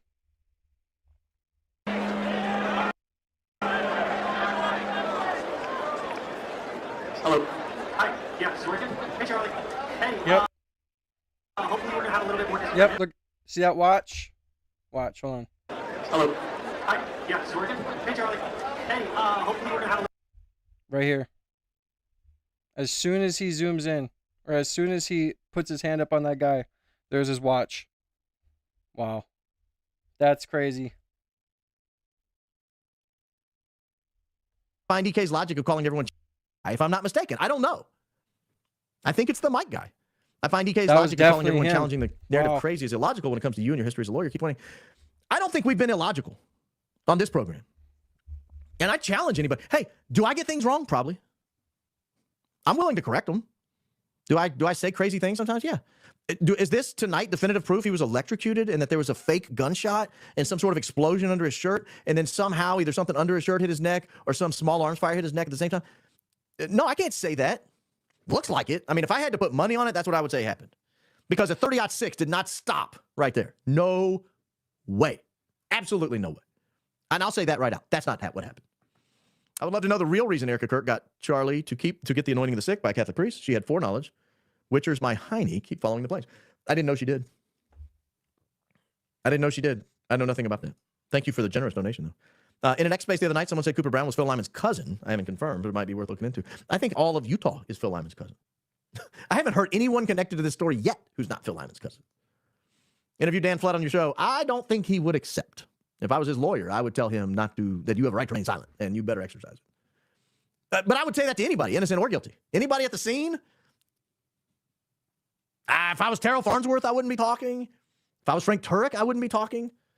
Dan Flood, I wouldn't be talking. Sound guy down there telling Charlie to pick up the mic, I wouldn't be talking. Cooper, I wouldn't be talking. A lot of people wouldn't be talking. Brian Harpold. The whole maybe? security team, I can't believe they let Brian Harpold do an interview. Yeah, that's insane. That just uncapped the fact that they had no idea what they were doing. There's a weird handoff right before the 912 photo girl and Brian. Yeah, he said on Sean Ryan those were mints. I don't know if that's true.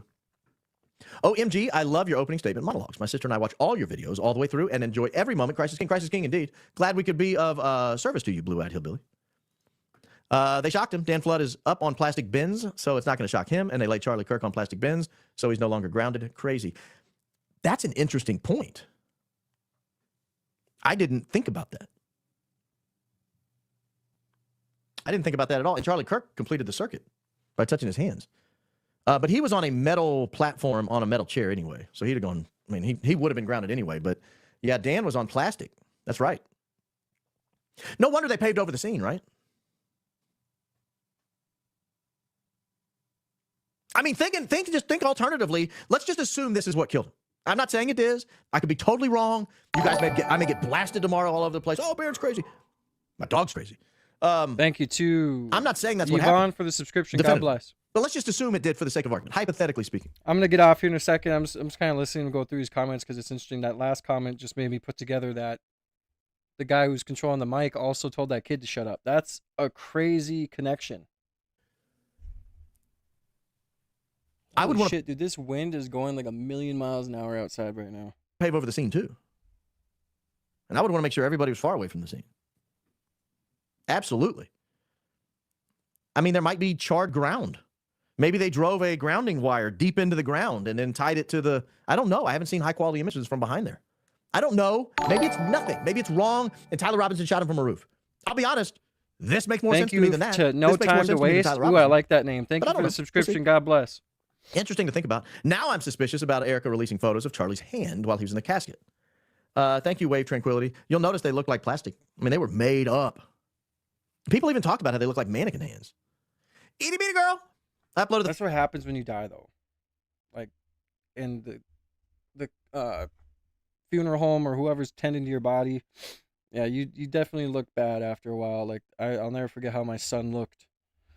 So hard to look at, or some of my friends even. Like, yeah, a lot of different weird stuff happens to your body after you die. Photo after. Let me start over. I uploaded the photo of the after shooting arm and got info that it's a reaction of someone experiencing shock, like bacterial or blood coagulation, signs of someone dying. Just saying. Yeah, could be. But I mean, coagulation doesn't set in 20 seconds. Nor does pooling. Nor does bacterial infection. So, Rick Cutler shot Charlie Kirk. Thank you, Stacy. I hope you have a good day, too. Yeah. I hope you have a good day, too, Stacy. Thank you so much for the super sticker. And thank you as well to, who's the other guy? Chief, thank you so much for the for the $5 dono as well. Thank you for the super sticker, Stacy. Yeah, I hope the wind dies down too. It sucks, and my daughter has asthma, so it makes it a little bit worse when the wind's like this. But my daughter does have a Christmas concert tonight. I'm bringing my professional camera so I can take good pictures. I can't wait. But yeah, it was really nice out this morning. Now it's super windy. But yeah, that's pretty crazy. The fact that the guy who was manning the camera, the question mic, was the same guy who told that kid to stop talking when he was trying to give his recount of what happened. That's insane. And didn't even put that together until I just seen that comment. So, but yeah, the electrocution theory, not sure if I believe it. Could it be possible? Sure. But like I said, I guess we're just going to have to see when more information comes out. For sure, for sure. We're going to have to check and make sure that we see, because that's a good theory, but we don't know. But is it far-fetched? Yeah. Not sure if it's true or not, but we live in a world full of crazy shit, so I wouldn't be surprised. But the whole thing is what happens. What happened to his neck? Why was there a hole in his neck? You know. So, I hope you guys have a good day, man. Thank you guys for tuning in. I will be back tomorrow, 9:30. Hopefully the algorithm isn't like it was today and people get in here quicker. Today we stayed at like 5 people for a good hour, so I'm not sure what happened today, but at least people started coming in and we started running it up. So, yeah, you finally got rain there and it cleared up some for the warmed up bit. That's good, Stacy. I love the smell of rain outside when it's thunderstorming and it's raining and it's like nice and humid. Like the smell is just awesome. Like there's crazy, like it's like I always miss the winter time, the smell of winter and the prettiness, and then I always miss like spring and summertime when the smell of the rain and stuff. Thank you so much, Melly. I appreciate you for the kind words. But yeah, I hope you guys have a good day. Thank you guys for tuning in. Thank you to everybody who sent donations through. You guys are awesome. I appreciate all the support. I have the best community on YouTube. I always say that. I know it probably gets annoying, but I stand by it. I will be on later. I'll be working on some videos, so you guys make sure you tune in for those videos. Show some love and support. We got to start running up the other parts of content that I'm doing. And yeah, I'll be back on tomorrow 9:30 as usual. And I definitely will be on longer. I'm gonna try and be on longer sometimes these weeks, but or the uh certain days during the week. But today I'm really sore from my injection yesterday. I kind of just want to go lay down for a little bit. So that's what I'm gonna do before I go get my daughters. So yeah, I hope you guys have a good day, man. God bless you guys. Stay safe, stay educated, stay alert. It's getting dangerous out here, you guys. So please stay safe. Okay. I expect to see all your beautiful